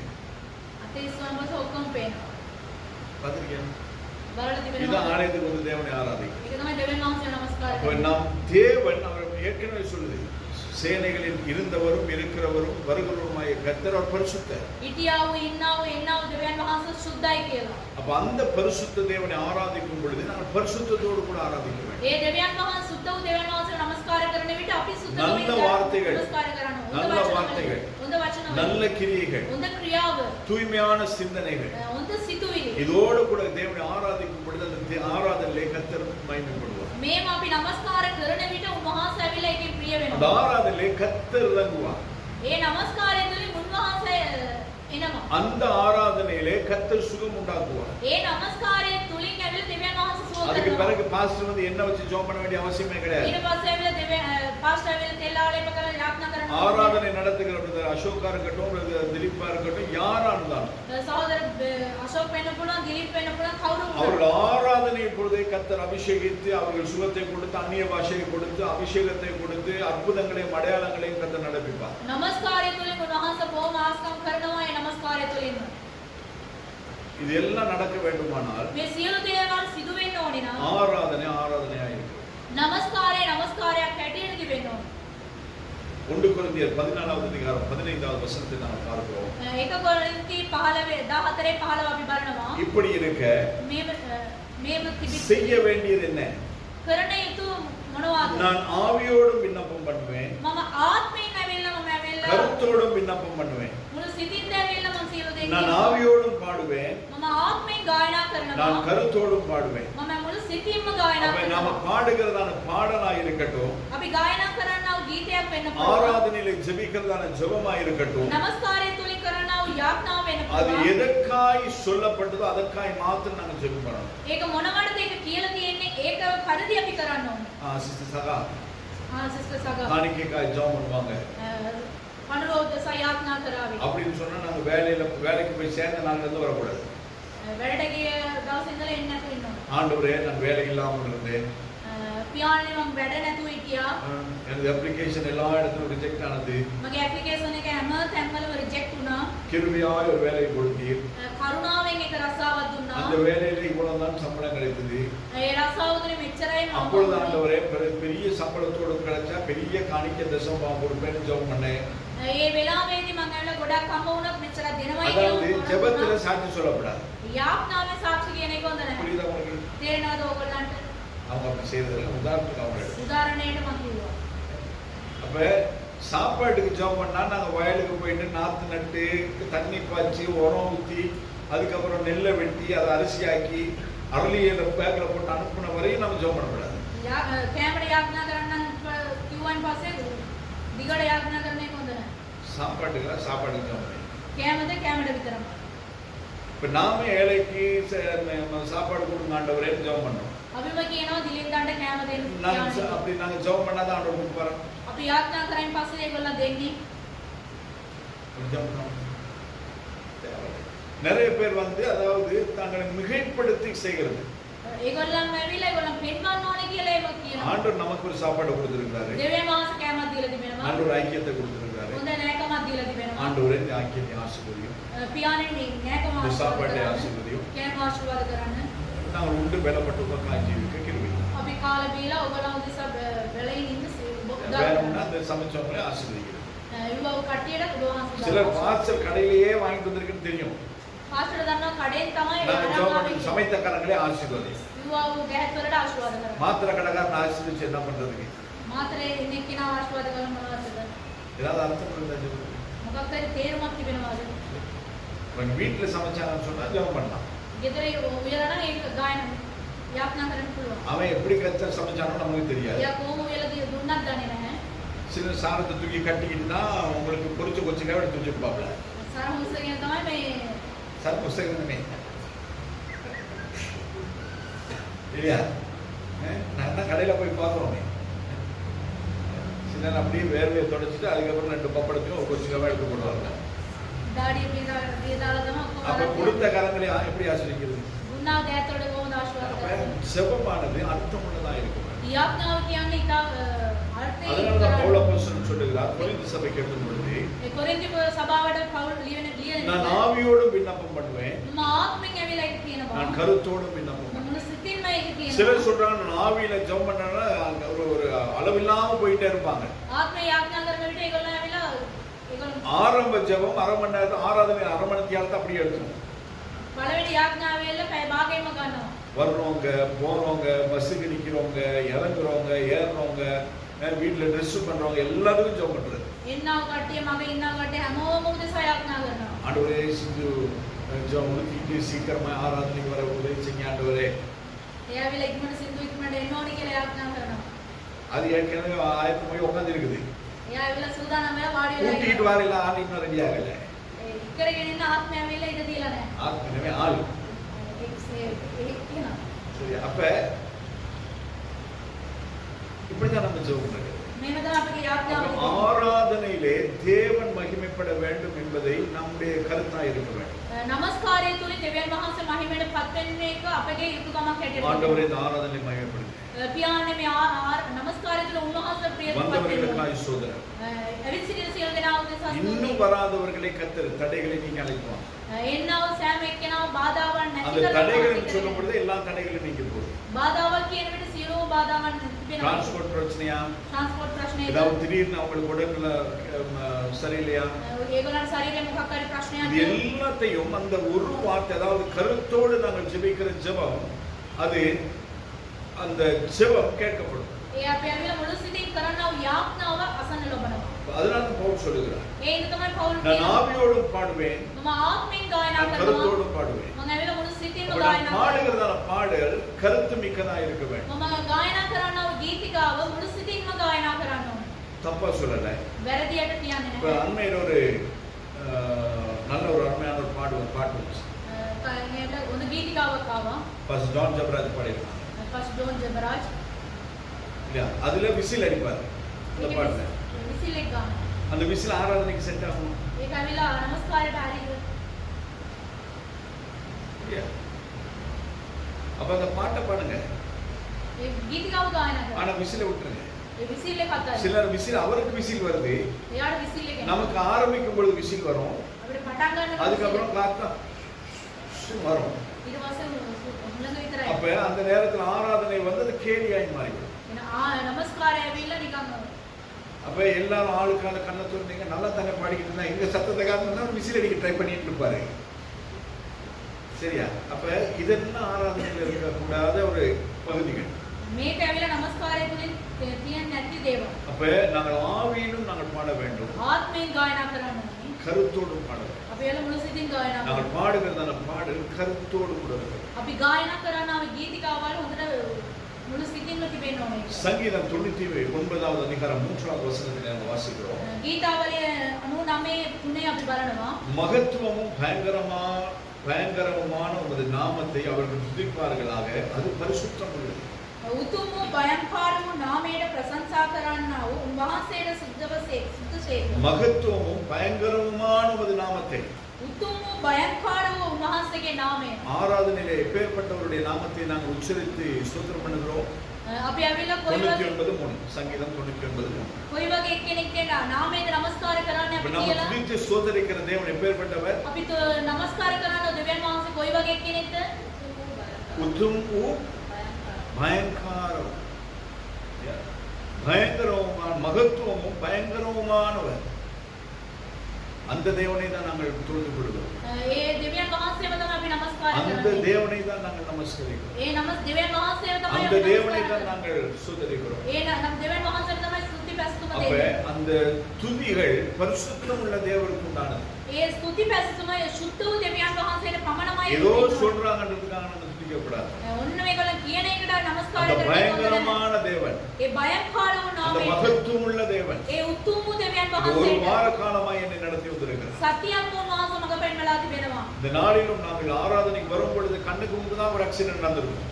අපි නමස්කාරයට එනකොට පිටත් සිතිරි ஆனா அந்த ஆக்சிடென்ட்ல இருந்தும் கர்த்தர் நம்மை பாதுகாத்து பத்திரமாய் ஆராதனைக்கு கொண்டு வந்திருக்கிறார். ඒ ඇක්සිඩන්ට් එකේ උන්වහන්සේ ආරක්ෂා කළා. උන්වහන්සේ මේ ස්ථානයට රැගෙන இல்ல இல்லனா வீட்ல நாங்க தேத்தனி ஊத்த கேத்தர் எடுத்த போது கை தவறி விழுந்தும் தண்ணி மேல பட்டாம இருந்திருக்கும். අපි තේව කරනකොට උන්වහන්සේ අපේ ඇඟට වැක්කෙන්නේ නැතු උන්වහන්සේ ආරක්ෂා කරලා. அதாவது ஒவ்வொருவருக்கும் ஒவ்வொரு விதமான அனுபவங்கள். එක එක්කෙනාට එක එක දේවල් තිබෙනවා. இத்தனை காரியங்களை தாண்டி கர்த்தர் நம்மை பாதுகாத்து அழைத்து வந்திருக்கிறார். මේවැනි දේවල් පසු කරගෙන ආරක්ෂා කළ උන්වහන්සේ. அப்ப அவரை தான் நாங்கள் ஆராதிக்கிறோம். ඒ දෙවියන් වහන්සේව තමයි නමස්කාර அப்ப කරන්නේ. அந்த ஆராதனை அவருக்கு போய் சேரும். ඒ නමස්කාරය උන්වහන්සේට දිය යුතුයි. நம்முடைய தாளந்து, திறமை, வாய்ஸ் இதெல்லாம் வேண்டாம். අපගේ හැකියාව, අපගේ තලන්තය, අපගේ சபையை நடத்துகிறதற்கு தான் ஒரு ஆராதனைக்கு ஒரு ஆள் தேவை. සභාව කරන්න තමයි නමස්කාරය කරන්න එක්කෙනෙක් ඕනේ. ஏன்னா அவர் பாடுவாரு, நாம் எல்லாம் அவரோடு கூட சேர்ந்து பாடுகிறோம். එයා ගායනා කරනවා යත් එක්ක අපි ගායනා කරනවා. அதை இன்னொரு அந்த மியூசிஷியன்ஸோட கூட சேர்ந்து அவங்க பிராக்டிஸ் பண்றாங்க. ඒ ගීතිකා ගායනා කරන එක්කෙනත් එක්ක එයා පුරුදු වෙනවා. அப்ப அந்த ஆராதனையிலே நாங்கள் என்னதான் பண்ணினாலும் அது மைய பொருள் வந்து தேவனாய் இருக்க வேண்டும். අපි නමස්කාරය තුලින් මොනවා කරත් ඒක ඇවිල්ලා වැදගත්ම දේ ඇවිල්ලා ஆராதனையிலே பிரசன்னம், தேவ பிரசன்னம் வர வேண்டும். නමස්කාරය තුලින් දෙවියන් වහන්සේගේ තේජස இயேசு එන්නේ. கிறிஸ்துவின் நாமம் உயர்த்தப்பட வேண்டும். යේසුස් වහන්සේගේ නාමය ඔසවන්න ඕනේ. பிதாவாகிய தேவனுடைய மகிமை வெளிப்பட வேண்டும். පියාණන් වහන්සේ වූ දෙවියන් වහන්සේගේ මහිමය පෙන්වන්න ඕනේ. வேதத்திலே நாங்கள் பார்க்கும் பொழுது අපි බයිබලයේදී බලන විට லூசிபர் தேவனை ஆராதிக்கும் பொழுது ලුසිම දෙවියන් වහන්සේව නමස්කාර කරන அவருடைய විට வஸ்திரங்கள் எல்லாம், அவருடைய ரெட்டைகள் எல்லாம் வந்து வைரங்கள் பதிக்கப்பட்டிருந்தது. එයාගේ ඇවිල්ලා වස්ත්‍රය ඉඳලා එයාගේ පියාට ඇවිල්ලා රන් තිබෙනවා. அது அந்த அப்படியே அந்த செட்டைகளை தூக்கும் பொழுது එයාගේ පියාට එයා උස්සන විට அது அதிலிருந்து அது ஒரு வாத்தியம் பரவும், ඒක තුලින් ඇවිල්ලා வாதனை. වාදනයක් එනවා. அந்த மேல பதிக்கப்பட்டிருக்கிற அந்த வைரங்கள் எல்லாம் அப்படியே மின்ன ஆரம்பிக்குமா. ඒ රත්තරන් ඔක්කොම ඇවිල්ලා එම් බැබලෙන්න පටන් ගන්නවා. இப்ப உதாரணமா சொல்லுங்க, இப்ப என் மேல வைரங்கள் பதிக்கப்பட்ட ஒரு ட்ரெஸ் போட்டிருக்கேன். පාලතුමාගේ ෂර්ට් එක ඇවිල්ලා රන් ඔක්කොම මේව කරපුව ඇඳුමක් දාගෙන இதெல்லாம் லைட் எல்லாம் ஆஃப் பண்ணிட்டா ஏதாவது இருக்குமா? ලයිට් එක ඔෆ් කරන් පස්සම நார்மலா தான் இருக்கும். නිකන් නෝමල් එකේ තිබෙනවා. நீங்க போட்டிருக்க ட்ரெஸ்க்கு நான் போட்டிருக்க ட்ரெஸ்க்கு எந்த விதமான ஒரு வித்தியாசமும் தெரியாது. ඔයගොල්ලෝ දාන එක පාස් දාන එක කිසිම මේ වේ කන්නේ. அதே எனக்கு இந்த ஃபிளாஷ் லைட் போட்டா என்ன ஆகும்? ෆ්ලෑෂ් එක දැම්මයින් கொஞ்சம் පස්සේ கலர் அடிக்க முடியும். ටිකක් පාට එනවා. அதே கர்டன் நீக்கிட்டு சூரிய வெளிச்சத்துல நின்றா அப்படி இருக்கும். කර්ටන් එක சூரிய வெளிச்சத்துல நின்றா அப்படி இருக்கும். හිර එළියෙන් ආවන් පස්සේ ஏன்னா சூரியனுக்குள்ள பல வர்ணங்கள் அடங்கி இருக்கிறதுல. හිර එළිය තුලින් ඇවිල්ලා අනෙකුත් පාටවල් அப்ப තියෙනවා. அந்த கலர் எல்லாம் இங்க இந்த வைரத்துல பட்டு அது அப்படியே ரிஃப்ளெக்ட் ஆகும். ඒක ඇවිල්ලා මේ අඟ මේ වස්ත්‍රයට ආවන් පස්සේ ඒක වෙනස් වෙනවා. அப்ப அந்த ரிஃப்ளெக்ட் ஆகுறத வச்சு நான் சொல்ல முடியுமா ஓ நான் மின்னுறேன் அப்படின்னு?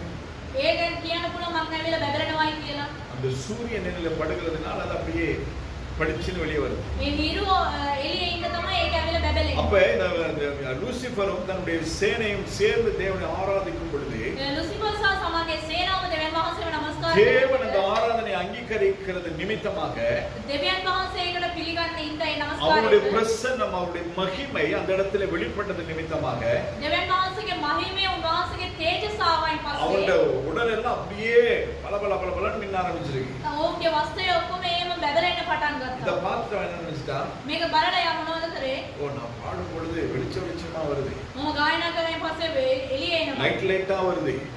ලයිට් එක ஏன் එනවා. வெளிச்சம்? ஆண்டவர் மேலப்பட்ட அவரே பிரகாசமாயிட்டாரு. මගේ ආලෝකයේ දෙවියන් වහන්සේට බැබලෙලා එයක් බැබලෙන හොඳටම. அப்படி நினைச்சதான் தப்பாயிடுச்சு. ඒක එහෙම හිතපු එක තමයි වැරදි. அதுக்கு பிறகு அவர் பிளான் பண்ணார், ஓ நான் மேல போயிடுவேன், මම උඩට යන්න போயிட்டு පුළුවන්. எனக்குன்னு ஒரு இடத்தை வச்சுட்டு මට මේක ස්ථානයක් அந்த සූදානම් இடத்துல ஒரு කරලා சிங்காசனத்தை போடுவேன். මට මේක සිංහාසනයක් அப்படி දානවා. நினைத்த மாத்திரத்திலே கர்த்தர் அவனை தள்ளி. එහෙම ඉතුවයින් පස්සේම දෙවියන් වහන්සේ තල්ලු அப்ப කරලා என்னுடைய දෙනවා. ஆராதனையிலே நான் மகிமைப்படக்கூடாது. මාගේ නමස්කාරය තුලින් මම ඇවිල්ලා මහිමයටපත් වෙන්න හොඳ නැහැ. நான் பாடுற பாட்டுனால அவன் பாஸ்டர் நீ நல்லா பாடுனீங்க. වාෂෝ ඔය හොඳට ගායනා කරනවා. கிருபை. ඒක කරුණාව. இந்த ஆண்டவர் கொடுத்த இந்த குரல் දෙවියන් වහන්සේ දුන්නා වූ මේ කටහඬ. அப்ப என்னிலிருந்து எது வெளியிலே வந்தாலும் அது கர்த்தருடைய நாம மகிமைக்காக. මා තුලින් මොනවා එළියට ආවත් ඒක දෙවියන් වහන්සේ පමණමයි அப்ப මහිමයටපත් වෙන්නේ. ஆராதனை நடத்துகிறவர்களாக இருக்கட்டும், නමස්කාරය කරනවා එක්කෙනෙක් වෙනවා. ஆராதிக்கிறவர்களாக இருக்கட்டும், නමස්කාර කරන தேவ එක්කෙනෙක් சமூகத்திலே பாடுகிறவர்களாக දෙවියන් இருக்கட்டும், වහන්සේගේ පාමුල ගායනා කරන එක්කෙනෙක් மற்ற වෙනවා. ஊழியங்கள் செய்கிறவர்களாக இருக்கட்டும், අනිත් අනිත් දේවල් කරන එක්කෙනෙක් වෙනවා. யார் எதை செய்தாலும் කවුරු මොනවා කරා அத்தனையிலும் தேவநாமம் ஒன்று மாத்திரம் தான் மகிமைப்படுவார். ඒ සෑම දේවල් තුලින් උන්වහන්සේගේ නාමය පමණමයි මහිමයටපත් වෙන්නේ. ஏனென்றால் ஆராதனை கர்த்தருக்குரியது.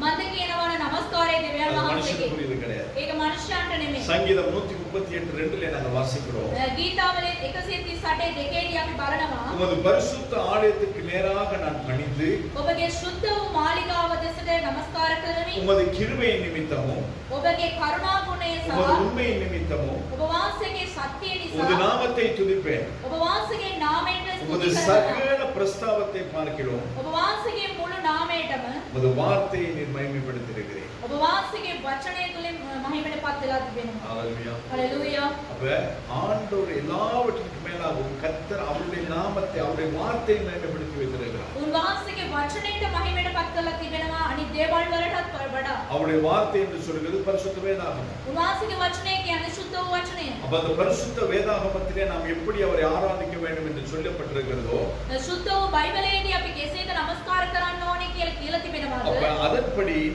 நாங்களும் தேவனை நமஸ்கரிக்க வேண்டியவர்களாக இருக்கிறோம்.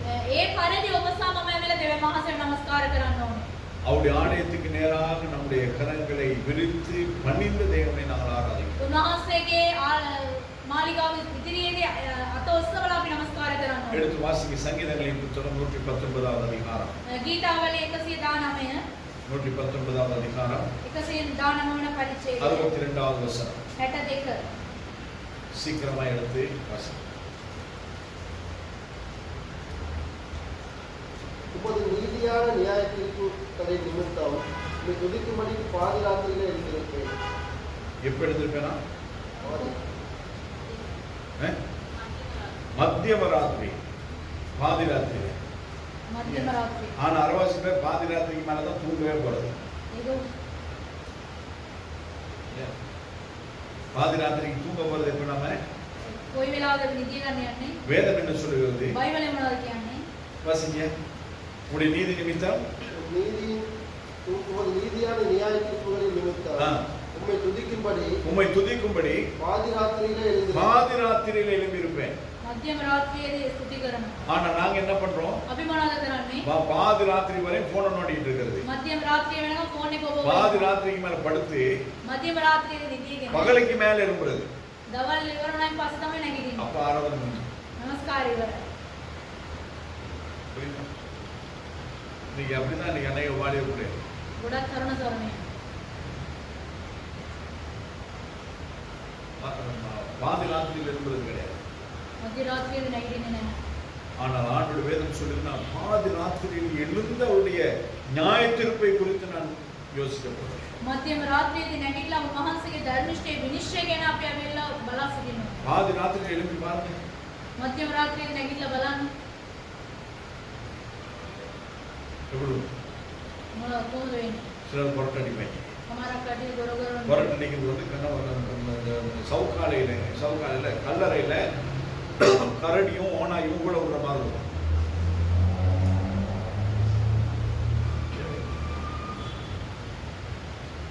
இன்னொரு அது இன்னும் கொஞ்சம் பாருங்க. இன்னும் சில வீடுகள் සමහරක් ගෙවල් වල බලන්න அமைதியா ඒ නිශ්චල සිටිනවා. அதுவும் மயானத்தில் இருக்கிற மாதிரி அமைதி. සෝම් ගෙවල් වල තිබෙනවා. அதெல்லாம் பாத்தீங்கன்னா எல்லாரும் செத்து போய் நீங்க மட்டும் உயிரோட இருக்க பாருங்க. ඔයගොල්ලෝ හැමෝම මැරිලා ඔයගොල්ලෝ විතරක් පණවිඩින් ඉන්නවා. அப்ப இதே போலதான் ஆண்டவர் எப்போ வருவாருன்னு நமக்கு தெரியாது. දෙවියන් වහන්සේ කොයි වෙලාවකටද එන්නේ කියලා දන්නේ அப்ப නැහැ. கர்த்தர் எப்பொழுது நம்மை தட்டி எழுப்புகிறாரோ දෙවියන් වහන්සේ කොයි වෙලාවෙදී අපව තට්ටු කරලා அது 12 மணியா இருக்கட்டும், ඒක පැය 2 12 மணியா වෙන්න இருக்கட்டும், පුළුවන්. උදේ 2 වෙන්න 3 පුළුවන්. மணியா இருக்கட்டும், 3 වෙන්න පුළුවන්. எழுப்பி ஜெபம் பண்ணணுமே ஒழிய, අපි නැගිටලා යාඥා எழுப்பி කරනවා. ஸ்தோத்திரம் பண்ணணுமே අපි ஒழிய, නැගිටලා ස්තුති පැසෙන්න. யார் வாட்ஸ்அப்ல அனுப்பியிருக்கான்னு பார்க்கணும். කවුද WhatsApp එකෙන් එවලා තියෙන්නේ කියලා இப்ப බලන්න. எழுப்பி அதான் பார்க்கணும். දැනුත් අපි ඒක තමයි யார் බලන්නේ. டிக்டாக் அனுப்பியிருக்கிறா, කවුද TikTok එකේ එවලා තියෙන්නේ? யார் இன்ஸ்டாகிராம்ல வந்திருக்குது, කවුද Instagram එකේ ඇවිල්ලා ඉන්නේ? இதை பார்த்துட்டு இருக்கும்போது ஆண்டவர் தான் போய் சேர்ந்துருக்காரு. එහෙම බලවල ඉන්නකොට දෙවියන් நேற்று වහන්සේ ஊழியக்காரனை சந்தித்தேன். එක සේවකේ පාලකතුමා அவர் දෙවියන් சொன்னார். එයා කියලා තියෙනවා. கர்த்தர் எனக்கு ஊழியத்தை கொடுத்திருக்கார். දෙවියන් වහන්සේ ඇවිල්ලා සේවයක් දීලා තිබෙනවා පාස්ටර්. ஆனாலும் எனக்கு கொடுத்த ஊழியம் சுவிசேஷ ஊழியம், நம்மட දීලා තිබෙන්නේ සුභාරංචි සේවය. எனக்கு கொடுத்த ஊழியம் தீர்க்க தரிசன ஊழியம். நம்மட දීලා තිබෙන අනාගත වාක්‍ය කියන ஞாயிற்றுக்கிழமை எங்கேயுமே என்ன பிரசங்கம் பண்ண வர சொல்லலாம். සභාවේ ඇවිල්ලා කවුරු හරි දේශනා කරන්න එන්නේ කියලා කිව්වන් පස්සේ என்னைக்கு வேலைன்னா එන්නේ කිව්වේ නැත්නම් எங்கேயுமே எனக்கு ஊழியம் இல்லைனா කොයි තැනවත් මට සේවාව නැත්නම් என்னுடைய சபையிலே நான் நின்று ஆராதித்து தேவ செய்தியை கேட்கிறேன். මාගේ සභාව තුළ මම වාඩි වෙලා නමස්කාර කරලා වචනය අහනවා. யார் சொன்னது ஒரு பெரிய ஊழியம். ලොකු සේවකයෙක් කිව්වා. இதுதான் ஊழியம். මේක තමයි හරි විනය. அப்ப தேவனை நமக்கு எப்படிலாம் தொழுது கொள்ள வாய்ப்பு கிடைக்குதோ அந்த நேரத்தில் தான் தேவனை தொழுது கொள்ளும். කොයි වෙලාවකදී දෙවියන් වහන්සේව නමස්කාර කරන්න ඕනේ. ඒ වෙලාවදී නමස්කාර அதே කරන්න. 119வது அதிகாரத்துல ඒකේම 119ම 164வது வசனத்தை வாசிங்க. 164 බලන්න. 164வது வசனம். එක உம்முடைய මට நீதி நியாயங்களின் நிமித்தம் ஒரு நாளில் 7 தரம் உம்மை துதிக்கிறேன். எத்தனை தரம் துதிக்கிறாரா? 7 தரம். நாங்க எத்தனை தரம் துதிக்கிறோம்? අපි කොයි වෙලාවෙදී නමස්කාර කරන්නේ. நாங்க துதிக்கிறது கிடையாது. ஒரு நாளைக்கு 50 தரம் குதிப்போம். දවසකට அதுக்கு குதிக்கிறது, இதுக்கு குதிக்கிறது, அங்க குதிக்கிறது, இங்க குதிக்கிறது, எதுக்கு குதிக்கிறோம்னு தெரியாம குதிக்கிறது. මොනවටද උඩ පනින්නේ කියලා දන්නේ නැතුව උඩ පනිනවා. ஆமா இல்லையா? හොඳ නැති. அம்மாமாருக்கு ஒரு விதமான குதி இருக்குது, අම්මලාට ඇවිල්ලා එක උඩ පැනීමක්. அப்பமாருக்கு ஒரு விதமான குதி இருக்குது, තාත්තලාට එක පැනීමක් තිබෙනවා. பிள்ளைகளுக்கு ஒரு விதமான குதி இருக்குது. දරුවන්ට තව පැනීමක් அப்ப තිබෙනවා. ஆண்டவர் சொல்றாரு 7 நாள் துதிக்கிறேன் அப்படின்னு.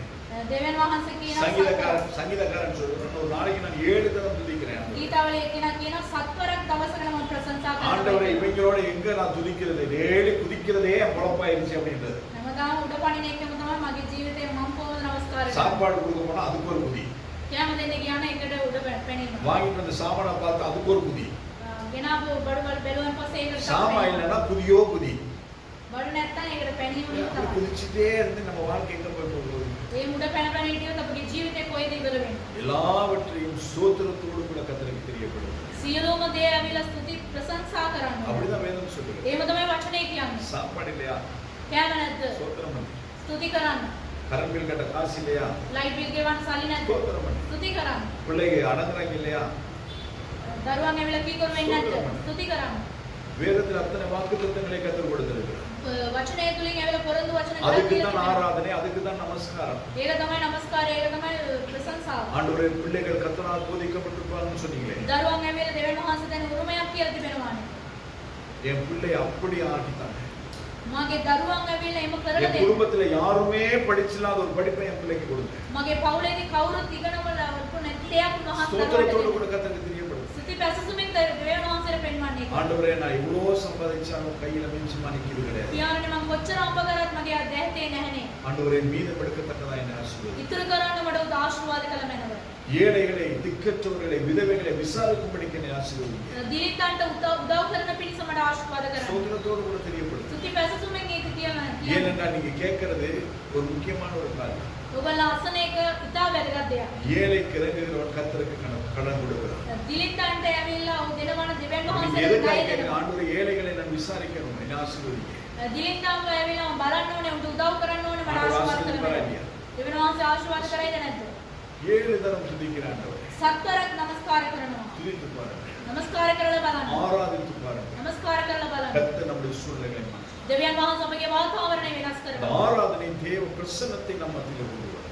ඒ නමස්කාරය දෙවියන් වහන්සේගේ තේජස රැගෙන එනවා. ஜெபம் நம்ம பிரச்சனையை தான் ஆண்டவருக்கு சொல்லிட்டு இருக்கிறோம். යාඥාව කියන්නේ අපගේ ප්‍රශ්නේ විතරමයි කියන්නේ. நிறைய பேர் பாருங்க, நாங்க ஏதாவது பேச போனாலும் பேச விட மாட்டாங்க.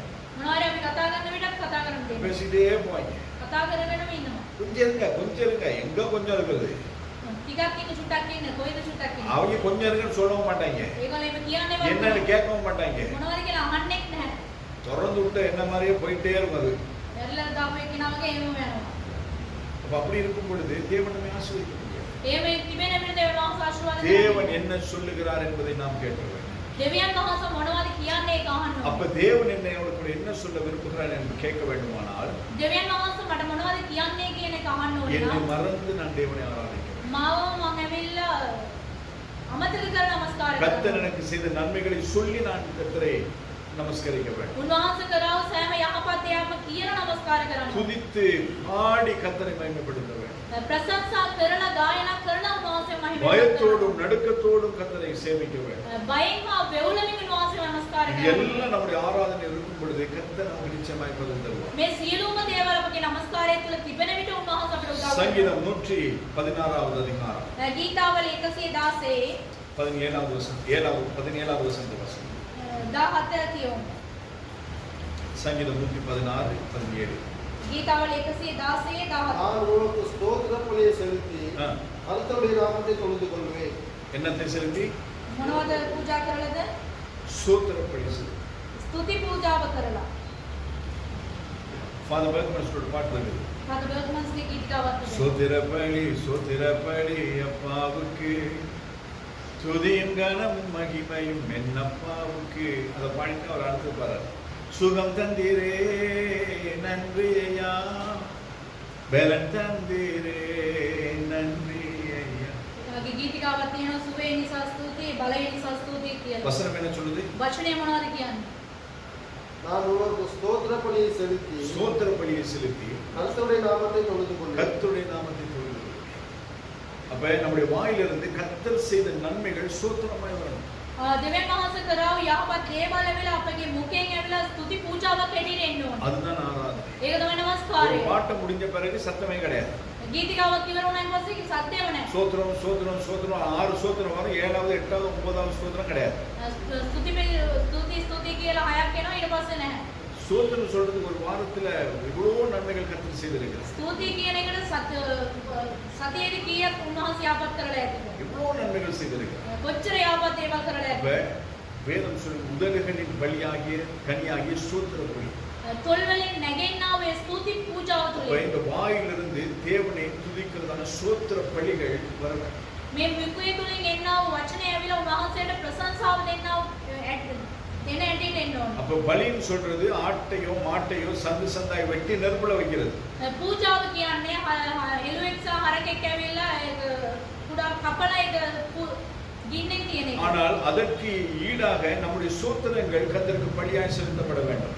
ඒකට අපි ඇවිල්ලා අපගේ ස්තුති පූජාව උන්වහන්සේට දෙන්න ඕනේ. வெளிப்படுத்தின விசேஷம் එළිදරව් පොතේදී 7வது அதிகாரம் 12வது வசனத்தை வாசிங்க. 7:12 අපි කියමු. வெளிப்படுத்துற விசேஷம் 7வது அதிகாரம் 12வது வசனம். එලිදරව් 12 அதே துணை. අතේ 12. ஆமென். எங்கள் தேவனுக்கு துதியும் மகிமையும் ஞானமும் ஸ்தோத்திரமும் கனமும் வல்லமையும் பலனும் சதா காலம் உண்டாவதாக. ஆமென் என்றார்கள். என்ன சொல்றாங்க? மறுபடியும் வாசிங்க. ஆமென். எங்கள் ஏழாவது. தேவனுக்கு துதியும் மகிமையும் மகிமையும் ஞானமும் ஸ்தோத்திரமும் கனமும் வல்லமையும் பலனும் சதா காலங்களிலும் உண்டாவதாக என்றார்கள். ஆமென். எத்தனை காரியங்கள் இருக்காது? මෙතන දේවල් කීයක් තිබෙනවද? 7 காரியம். என்னென்ன காரியம்? துதியும் துதி. மகிமையும் துதி. ප්‍රශංසා කරන්න පුළුවන්. பாட்டு நிக்கட்டும். ගීතිකාව ඉවර වෙන්න பாட்டு පුළුවන්. நடத்துற ஒரு பாட்டு நிப்பாட்டட்டும். ගීතිකාව කරන එක නවත්තන්න நீங்க பாடுங்க. ඕගොල්ලෝ ගායනා කරන්න. எல்லாரும் சோதனம் பண்றாங்க, நீங்க பாடுங்க ஆண்டவருக்கு. ඔක්කොම ස්තුති කරනවා ඇති ඕගොල්ලෝ ගායනා කරන්න. அடுத்தது கனம். கனமும் ஆண்டவர் கனத்துக்குரியவர். උන්වහන්සේ වෙලා තේජසේ දෙවියන් වහන්සේ. அவர் தான் கனத்துக்கு பாத்திரர். උන්වහන්සේ පමණමයි ගෞරවය. எல்லாரும் நின்று ஆராதிக்கட்டும். ඔක්කොම නමස්කාර කරන්න පුළුවන්. நீங்க சாஷ்டாங்க விழுந்து ஆராதிங்க. ඔයගොල්ලෝ වැටිලා ගෞරවය දෙන්න. நான் வந்து கேட்க மாட்டேன், ஏன் சிஸ்டர் நீங்க குப்புற விழுந்து ஆராதிச்சீங்கன்னு.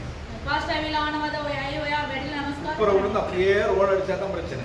එහෙම වැටිලා ඕවරෝල් එකට ගියන් පස්සේ තමයි ප්‍රශ්න. அதுனா அப்படின்னா சனிக்கிழமை வந்தீங்கன்னா சரி சாயந்தரம் එහෙමනම් සෙනසුරාදා නම් அப்படியே ரோல் அடிச்சு சர்ச் அப்படியே மொப் பண்ணிட்டு போயிடலாம். එහෙම රෝල් කරලා ஞாயிற்றுக்கிழமை சாஷ்டாங்க விழுந்து ஆராதிச்சீங்கன்னா கர்த்தருக்கு கணக்கு கொடுக்குறீங்க. දෙවෙනවා ඔයගොල්ලෝ ඇවිල්ලා වැටි නමස්කාර ஆண்டவரை என்னால் ஒண்ணுமே முடியாது. මට කිසිම දෙයක් කරන්න බෑ. எல்லாம் உம்மானது. සියලු දේ උන්වහන්සේට පමණමයි පුළුවන්. சாஷ்டாங்கமாக விழுந்து. එහෙම වැටි නමස්කාර කරන එක. மகிமையும் மகிமை. තේජස. ஆண்டவரே நீங்க மகிமை உள்ளவர்.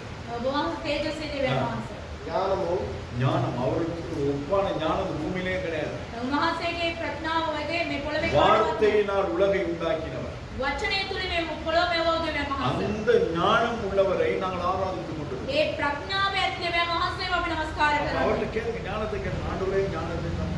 උන්වහන්සේගෙන් ආන්න ප්‍රඥාව. ஸ்தோத்திரமும் ஸ்தோத்திரம். ස්තුතිය. ஆண்டவரே நீர் எனக்கு செய்த எல்லாவற்றிற்காக நான் உங்களுக்கு ஸ்தோத்திரம் சொல்றேன். පියාණනි මට කළව සෑම දේශාව ස්තුති தந்த කරනවා. குடும்பத்துக்காக ஸ்தோத்திரம். දුන්නව පවුල දේශාව கொடுத்த ස්තුති. பிள்ளைகளுக்காக ஸ்தோத்திரம். දුන්නව දරුවෝ දේශාව கொடுத்த ස්තුති. ஆகாரத்துக்காக ஸ்தோத்திரம். දුන්නව කෑම දේශාව கொடுத்த ස්තුති. வஸ்திரத்துக்காக ஸ்தோத்திரம். දුන්නව වස්ත්‍රය දේශාව கொடுத்த ස්තුති. கனத்துக்காக ஸ்தோத்திரம். දුන්නව ගෞරවය දේශාව என் ස්තුති. கிராமத்திலே என்னை அங்கீகரித்தபடி நான் ஸ்தோத்திரம். මාගේ ප්‍රදේශයේ මාව පිළිගත්තු නිසා ස්තුතියි. இதுல நாங்க யோசிக்கிறோம், මේවා අපි කල්පනා කරනවා. வெறுமையா 4 ஸ்தோத்திரங்களை போட்டு அப்படியே முடிச்சது. නිකන් ස්තුති පූජා ස්තුති විතරයි எத்தனை කියන්නේ. காரியங்களுக்கு ஸ்தோத்திரம் பண்ண? කොච්චරද අපිට කියන්න පුළුවන්. கனமும் கனம். அவர்தான் கனத்துக்கு பாத்திரர். උන්වහන්සේ පමණමයි ගෞරවයට. ஆண்டவரே உம்முடைய கனத்திலே උන්වහන්සේගේ ගෞරවය. கொஞ்சத்தை எனக்கு கொடு. ටිකක් අපිට දෙන්න. மோசேயின் கனத்தில் கொஞ்சத்தை யோசுவாவுக்கு கொடுக்க சொன்னீரே, මෝසේගේ ගෞරවයෙන් යෝසුවාට දුන්නා වගේ. அந்த கனத்திலே கொஞ்சத்தை எனக்கு கொடு. ඒකෙන් ටිකක් මට දෙන්න. என்னுடைய உறவுகள், என்னுடைய வேலைத்தனம், என்னை சார்ந்த எல்லாரும் என்னை கனப்படுத்தும்படிக்கு எனக்கு உம்முடைய கனத்தை கொடு. கேட்க முடியாதா? මම වැඩ කරන ස්ථානයේදී මගේ පවුලේදී එම ගෞරවය පත් වෙන්න පිණිස මාව තබන්න. அப்பாட்ட தானே கேட்கிறோம், வேற யார்கிட்ட கேட்கிறோம்? පියාණගෙන් ඉල්ලන්නේ වෙන කාගෙන්ද කියලා. கனத்தையும் வல்லமையும் வல்லமை. ஆண்டவரே சுகமாக்கும் வல்லமை எனக்கு தார். මට සුව කරන බලය දෙන්න. அந்நிய பாஷை பேசும் வல்லமை எனக்கு අන්‍ය தார். භාෂාව කතා කරන බලය දෙන්න. சுஸ்தமாக்கும் வல்லமை எனக்கு සුව தார். කරන බලය දෙන්න. ஆண்டவர் உமக்காய் ஊழியம் செய்ய வல்லமை எனக்கு தார். පියාණය පොදුසයි ආඥා සේවාව කරන මට බලය දෙන්න. எனக்கு வல்லமை கேட்டான். කොච්චර බලය ඉල්ලන්නේ. ஆண்டவரே சண்டை போடுறதுக்கு வல்லமை தார். පියාණනේ රණ්ඩු කරන්න அவனை බලය போய் දෙන්න. நாசமாக்குறதுக்கு வல்லமை தார். ඒගොල්ලන්ව නැති කරන්න බලය දෙන්න. இதுதான் நாம் கேட்டோம். ஆண்டவரே அவன் இல்லாம போ. පියාණනේ ඒගොල්ලෝ නැති වෙලා ஆண்டவரே அவனை தண்ணி. ඒගොල්ලන්ව දඩුවම් කරන්න. அதுல ஒரு நடுக்கம் வேற. ஒரே தண்ணி. போய் தண்ணி வேண்டிதான். கொடுங்க ஆண்டவரே, நீங்க என்னோட கூட இருக்கிறதெல்லாம் பார்த்து நடுங்கணும். උන්වහන්සේ මාත් එක්ක செய்வாரா ඉන්න. செய்ய மாட்டாரா? කරයිද නැද්ද? பலனும் பலன். ஆண்டவரே நான் பலன் இல்லாம இருக்கிறேன். காலை 80 வயதான பொழுதில் மலை தேசத்தை கேட்டானே, කාලේ අවුරුදු 80 දී ඒ ප්‍රදේශයේ எனக்கும் பலன் தான். ඒ බලය දෙන්න. காண்டாமிருகத்துக்கு ஒத்த பலனை தான். கழுகுகளை போல செட்டைகளை அடிக்க வேண்டாம். රාජාලියක් මේ මං ඇවිල්ලා வருகிற பிரச்சனைகள் போராட்டங்கள் நெருக்கங்களை தாண்டி போக எனக்கு வேண்டாம். கேட்க முடியாது. එන්නව ප්‍රශ්න වලට ඇවිල්ලා පසු කරගමින් මට යන්න බලය දෙන්න. இதெல்லாம் எப்ப கேட்கலாம்? කොයි වෙලාවෙදී ஆராதனையில கேட்கலாம். නමස්කාරයේදී අපි அதுக்காக தான் ஆராதிக்கிறோம். ඒක තමයි අපි නමස්කාර ஆலயத்துக்கு நேராய் අපි ඇවිල්ලා சங்கீதக்காரன் சொல்லுகிறார், ஆலயத்துக்கு நேராய் උන්වහන්සේගේ මාලිගාව ඉදිරියේ ஆலயத்துக்கு வந்து நாங்க கேட்கணும் ஆண்டவரே. උන්වහන්සේගේ මාලිගාවට ඇවිත් අපි අහනවා. எத்தனை காரியங்களுக்கு ஸ்தோத்திரம் பண்ணணும். අපි ඇවිල්ලා කීප அப்ப දේවසතන් இவ்வளோ மகிமையான ஒரு ஆராதனையை நாங்கள் எப்படி நாங்கள் பயன்படுத்துகிறோம்? මේම මෙච්චර මහිම වූ නමස්කාරය අපි කොහොමද කරන්නේ? எனவே மகிமை உள்ள இந்த ஆராதனை நமக்கு மகிமை உள்ளதாய் மாற வேண்டுமானால் මේ මහිම වූ නමස්කාරය මහිමයක් හැටියට අපිට පත් ஆராதனை වෙන්න ඕන. நடத்துகிறவர்களாய் இருக்கட்டும், නමස්කාරය කරන්න එක්කෙනෙක් වෙන්න පුළුවන්. ஆராதிக்கிறவர்களாய் இருக்கட்டும். නමස්කාර කරන එක්කෙනෙක් වෙන්න நாங்க පුළුවන්. மத்தவங்களை பார்த்து ஆராதிக்க வேண்டிய அவசியம் இல்லை. අනිත් අය බලබල ඉන්න හොඳ නැහැ. நான் முன்னுக்கு யார் ஊழியம் செய்றேன்? මම ඉස්සරහින් ඉඳලා කරගෙන කාටද සේවාව කරන්නේ? கர்த்தர் ஊழியம். ස්වාමීන් වහන්සේට. நான் யாரை ஆராதிக்கிறேன்? මම කාටද නමස්කාර කරන්නේ? கர்த்தரை ஆராதிக்கிறேன். දෙවියන් වහන්සේට. ஆராதனை நடத்துகிறவர்களாலும் ஒன்றுமல்ல, නමස්කාර කරන එක්කෙනාගෙන් සිද්ධියක් ஆராதிக்கிற නැහැ. நம்மாலும் ஒன்றுமல்ல. නමස්කාර කරන්නව අපේගෙන් කිසිම දෙයක් ஆராதனை කරන්නේ නැහැ. அங்கீகரிக்கிற தேவனால் எல்லாம். ඒ නමස්කාරය පිළිගන්නව දෙවියන් වහන්සේගෙන් පමණයි සියලු அந்த දේ. ஆராதனை ஒரு அர்த்தமுள்ளதாய் மாற வேண்டுமானால் ඒ නමස්කාරය හරි ආකාරයට ඇවිල්ලා තිබෙන්න ඕනේ முழு නම් சபையும் சேர்ந்து கர்த்தரை ஆராதிக்கும். මුළු සභාවම රැස් වෙලා නමස්කාර කරන්න ඕනේ. பரிசுத்தாவியாகிய தேவன் மேல் வீட்டு அறையிலே வந்த பொழுது ඒ සුද්ධාත්මයන් වහන්සේ උඩුමහල් නිවස තුළට ආවන් உள்ள පස්සේ உள்ளவங்களை கொண்டு தெரியல. ඇතුළේ හිටපු කට්ටියට කවුරුත් කාටවත් මොකුත් බැහැ. ஏதாவது தெரியுதா? කාටවත් දන්නවද මොනවාරි? ஏதாவது தெரியுதா உள்ள உள்ளவங்களுக்கு? உள்ள பயந்து இருக்கிறாங்க. ඔක්කොම බයෙන් හිටියා. ஆனால் வெளியில காத்து එළිය ඇවිල්ලා සුළඟ ஒரு பெரிய அதிர்வு. සෙලවීමක්. அதெல்லாம் பார்த்துட்டு எல்லாம் கூடி வந்துட்டாங்க அன்னைக்கு பில்டிங் கிட்ட. ඔක්කොම ඇවිල්ලා ඒක බලලා බය වෙලා එතනට அப்ப ආවා. நாம் ஆராதிக்கிற ஆராதனை අපි නමස්කාර කරන නමස්කාරය இந்த பகுதியை அசைக்க வேண்டும். මේ ප්‍රදේශයේම இந்த பகுதியை அசைக்க வேண்டுமானால் මේක ඔල්ලන්න ඕනි නම් அந்த ஆராதனை கர்த்தருக்கு மாத்திரம் உரியதா இருக்கிறது. ඒ නමස්කාරය උන්වහන්සේට පමණමයි තිබෙන්නේ. என்னுடைய தாளந்து திறமை அதுகளை அடிப்படையாக கொண்டதாகவும் මාගේ තලන්තේ මාගේ හැකියාව නෙමේකට. அவர் இன்னைக்கு பாட்டு சரியில்லை அதனால ஆராதனையே சரியில்லை அப்படின்னு சொல்லக்கூடாது. එයා ගායනා කරපු එක හොඳ නැහැ. ඒකට නමස්කාරය හොඳ නැහැ කියලා කියන්නේ. அவர் ஆராதிக்கிறார் இல்லையா? நான் என் தேவனை தகப்பனை எப்படி ஆராதித்தேன்? එයා නමස්කාර කරනවද නැද්ද? මම කොහොමද මගේ පියාණන් වහන්සේ නමස්කාර அது කරන්නේ? எப்படி இருந்துச்சு? ඒක කොහොමද තිබුණේ? என்னுடைய ஆராதனை මාගේ නමස්කාරය முழு சூழலை மாற்றம் සියලුම වාතාවරණය වෙනස් කරන්න ඕන. முடியாது. පුළුවන් ද බැරිද? 120 பேர் மேல் வீட்டறையில் இருந்தார்கள். සෙනග 120ක් හිටියා උඩුමහලේ. அவர் ஒருமனப்பட்டவர்களாக இருந்தார். ඒගොල්ලෝ ඇවිල්ලා මුළු සිටින්ම அவர் பரிசுத்தாவிய தேவனுக்கு காத்திருந்தார். සුද්ධාත්මයන් වහන්සේට ඒගොල්ලෝ බලා සිටියා. பரிசுத்தாவியாகிய தேவன் அக்கினிமயமான நாவுகளாய் இறங்கின பொழுது සුද්ධාත්මයන් වහන්සේගේ ඇවිල්ලා ඒ ගිනස් දැවුවේ. அவர்கள் உள்ள அந்நிய பாஷை மட்டும்தான் பேசினார். අන්‍ය භාෂාව පමණමයි කතා කරේ. ஆனா வெளியிலே தேசமே அசைக்கப்பட்டது. ඒ එළිය ඇවිල්ලා දේශීයම ඇවිල්ලා සෙලව காத்து සුළඟ அதிர்வு ඒ සෙලවීම எல்லா ஜனங்களும் சேர்ந்து வந்துட்டாங்க. සියලුම සෙනගම ආව ස්ථානයට. எல்லாம் உள்ள இருந்து உள்ள வர முடியாது. ඇතුළට එන්න බෑ. வெளியில பார்த்து பேதுரு பேசிட்டார். එළිය බලලා පේත්‍රස් කතා කරනවා. ஒரே பிரசங்கத்துல எத்தனை பேர்? එක දේශනාවේ කී දෙනෙක්ද? 5000 3000 எத்தனையோ கணக்கில் கொஞ்சம் வீக் எத்தனையோ ஆயிரம் பேர். වාස් ගන්න. ஒரு மனம் එක සිතකින්. தேவனை பார்த்து வந்தார். දෙවියන් වහන්සේව බලා සිටියා. தேவன் வந்தார், දෙවියන් වහන්සේ ආවා. மாற்றம் உண்டார்.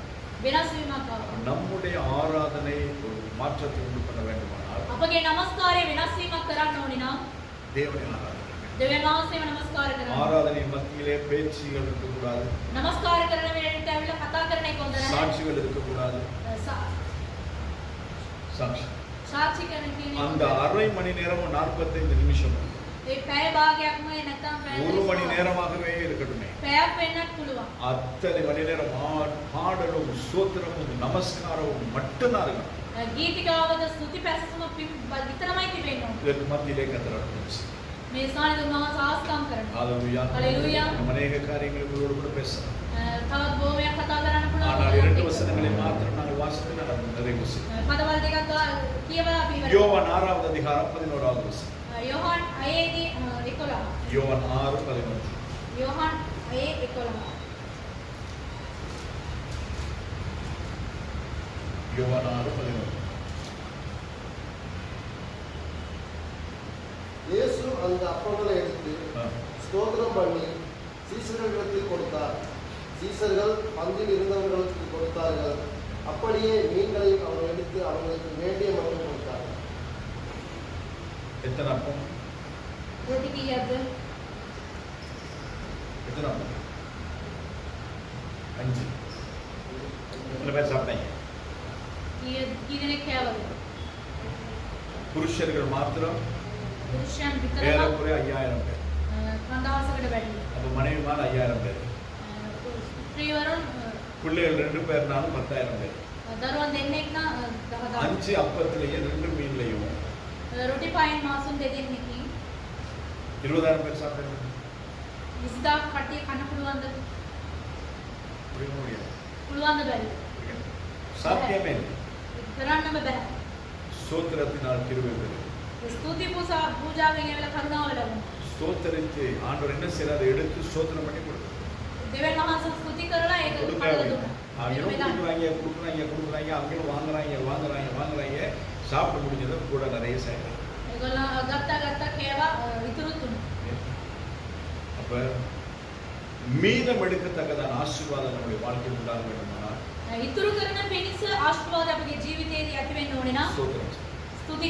இருக்கிறத வச்சு ஸ்தோத்திரம் இவ்வளவு நாண்டோட இருக்கு. அற்புதம் கர்த்தர். 11வது அதிகாரம் 41வது வசனத்தை வாசிக்கிறேன். 11:41. யோவான் 11:41.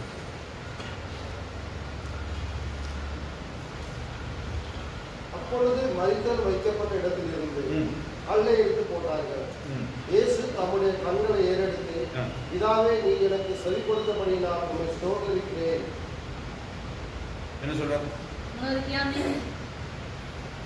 பிதாவே, நீர் எனக்கு செவி கொடுத்தபடியினால் உம்மை ஸ்தோத்திரிக்கிறேன். ஜெபம் பண்ணாரா?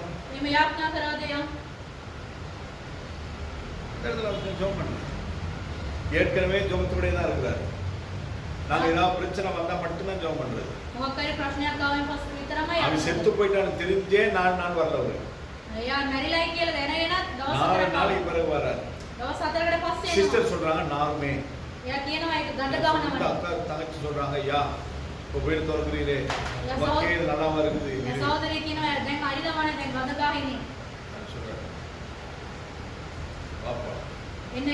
கல்லை புரட்டினார்கள். ஆண்டவர் மேல பார்த்து சொன்னார், ஜெபத்துக்கு செவி கொடுத்தபடினால் அப்ப நமக்கு பிரச்சனைகள் இருக்கலாம், பாடுகள் இருக்கலாம், வேதனைகள் இருக்கலாம், கஷ்டங்கள் இருக்கலாம், நஷ்டங்கள் ஏற்பட்டிருக்கலாம், எதுவாய் இருக்கலாம். ஆராதனைகள் சொல்லுங்க, ஆண்டவரே என் சூழ்நிலை பார்த்தபடினாலும் சூழ்நிலையை மாற்றினபடினாலும் ஆராதனை முடிச்சுட்டு போகும்போது உங்களுக்கு கோல் வரும், பேங்க்ல இவ்வளவு பிடிச்சிருக்கேன் எடுத்துக்கோ. அக்கா ஒரு வீடு இருக்குது, வந்து குடியேறு. அவன் படிப்புக்கு பிள்ளைக்கு தேவையான அத்தனை பொருட்களும் வாங்கி வச்சிருக்கு, எடுத்துக்கோ. செய்வார செய்ய மாட்டான். தேவனால் கூடாது. நம்ம வேலை ஆராதனையிலே கர்த்தரை ஆராதனையிலே எல்லாவற்றையும் கர்த்தருக்கு ஸ்தோத்திரத்தோடு கூட தெரியப்படுது. நமஸ்கார வேளாவேதி සියලුම දේවල් ස්තුති පැසසුමෙන් சபை ஆராதனையா இருக்கட்டும், සභා නමස්කාරයක් වෙන්න පුළුවන්, தனிப்பட்ட ஆராதனையா පෞද්ගලික නමස්කාරයක් වෙන්න පුළුවන්. அந்த நேரம் வெளியேறும். ඒ වේලාව ඉතා වැදගත්. தேவனோடு கூட நடந்து பாருங்க, தேவனுடைய ஆசை. දෙවියන් වහන්සේත් එක්ක ඇවිදලා බලන්න උන්වහන්සේ ආශිර්වාද. ஹalleluya. ஹalleluya. ஆராதனை என்னன்னு புரியுதா? நமஸ்காரය කියන්නේ මොකක්ද කියලා ஆராதனை கர்த்தரை ஆராதனை. நமஸ்காரය කියන්නේ උන්වහන්සේ அந்த ஒரு நமஸ்කාරය. மணி நேரமும் அரை மணி நேரமும் பாட்டு துதி ஸ்தோத்திரம் மட்டும் நிரம்பி இருக்கும். ඒ පැය තුලින් ඇවිල්ලා நமஸ்காரයේ ගීතය එච්චරයි වෙන්නේ. அதுலயும் கர்த்தருடைய நாம மகிமைப்படும்படியான பாடல்கள். දෙවියන් වහන්සේගේ නාමය මහිමයට පත් වෙනා වූ ගීතිකාවන් கர்த்தர் எனக்கு පාඩම. செய்த மகிமையான காரியங்கள் ஸ்தோத்திரமாய் வர வேண்டும். දෙවියන් වහන්සේ මාට කළා වූ දේවල් ඇවිල්ලා ස්තුති පූජාවක් ඇටියට නැගෙන්න ඕනේ. நிப்பாட்ட முடியாது. ඒක නවත්තන්න හොඳ නැහැ. எப்பயாவது நாங்க நிப்பாட்டி மூச்சு எடுக்கிறோமா? අපි නවත්තලා උස්ම ගන්නවාද? ஐயோ ஓடி போயிட்டு கஷ்டமா இருக்குப்பா, கொஞ்ச நேரம் நிப்பாட்டி மூச்சு எடுக்கிறேன் யாராவது சொல்றோமா? අපි නවත්තලා උස්ම ගන්නවා කියලා එහෙම කියලා ගන්නවාද? அந்த மூச்சையும் கஷ்டப்பட்டு எடுக்கிறீங்க. ඒ උස්මත් ගොඩක් අමාරුවෙන් තමයි ගන්න. அதே மாதிரி பாடு. එහෙමම ගායනා කරන්න. பாலசுப்ரமணியம் பாடினா போட்டு போட்டு கேட்கறது. பாலசுப்ரமணியம் ගායනා කරත් ඒ ගාන. என்னது முச்செடுக்காம பாடுறான் பாலசுப்ரமணியம். ஏன் உனக்கு பாடாது? ඒ ඔයාට ගායනා කරන්න. அந்த ஆளுக்கே அவ்வளவு பெருசா அந்த பாடணும்னா එයාට මේක පුළුවන් නම් ஏன் உங்களுக்கு பாடாது? ඒ උගලන්ට බෑ. பாடி பாருங்க. ගායනා කරලා බලන්න. அந்த பாட்டு கிடையாது. ඒ ගීතිකාවන් தேவனுக்கு பாடி பாருங்க. දෙවියන් වහන්සේට ගීතිකාවන්. கத்தரையே நீ பாடு சக்கரையே வராது அப்படின்னு பாடி பாருங்க வராது. ஹalleluya. ஹalleluya. கர்த்தர் உங்களை ஆசீர்வதிப்பார். දෙවියන් වහන්සේ ඔයාලට ආශිර්වාද. நல்ல ஆண்டவரே இந்த நாளுக்காக நமக்கு நன்றி செலுத்துகிறோம். යාපත් පියාණනේ මේ වේලාව නිසා ஆண்டவரே இந்த ස්තුතිවන්ත වෙනවා. நாளிலே உம்முடைய ஆராதனை குறித்து கற்றுக் கொடுக்க முடியாது சொன்னீர். அதை நான் கற்றுக் கொடுத்திருக்கிறேன். පියාණනේ අද දවසේදී নমස්කාරය ගැන කියලා දෙන්න කියලා උන්වහන්සේ කිව්වා. ඒක පාලකතුමා உம்முடைய කියලා பிள்ளைகள் දුන්නා. அதற்கு ஏற்ற பிரகாரமாய் இங்கே ஆராதித்து ඒකට හරියන ආකාරයට උන්වහන්සේව নমස්කාර කරලා உம்மால் வருகிற நன்மைகளை பெற்றுக்கொள்ளட்டும். ඔබ වහන්සේගෙන් එන්නා වූ යහපත ඒගොල්ලන් ගන්න ඕනේ. ஆராதனையின் மகத்துவத்தை உம்முடைய பிள்ளைகள் அறிந்து கொள்ளட்டும். ඒ নমස්කාරයේ වැදගත්කම ඒගොල්ලன் දැනගන්න ඕනේ. இடைவிடாதபடி ஸ்தோத்திரங்கள், ඒගොල්ලන් නවත්වන්නේ නැති ඒ இடைவிடாத ස්තුති ஆராதனைகள் ඒ නවත්වන්නේ නැති නමස්කාරය உம்முடைய பிள்ளைகளுடைய வாயில எப்பொழுதும் இருக்கட்டும். ගොල්ලන්ගේ දරුවන්ගේ මුඛයෙන් සමදාම තිබෙන්න ඕනේ. ஆசீர்வதிக்கிறேன். ආශිර්වාද இயேசு කරනවා. கிறிஸ்துவின் மூலமாய் பிதாவே. යේසුස් වහන්සේගේ නාමයෙන් පියාණනේ. ஆமென். ආමේන්.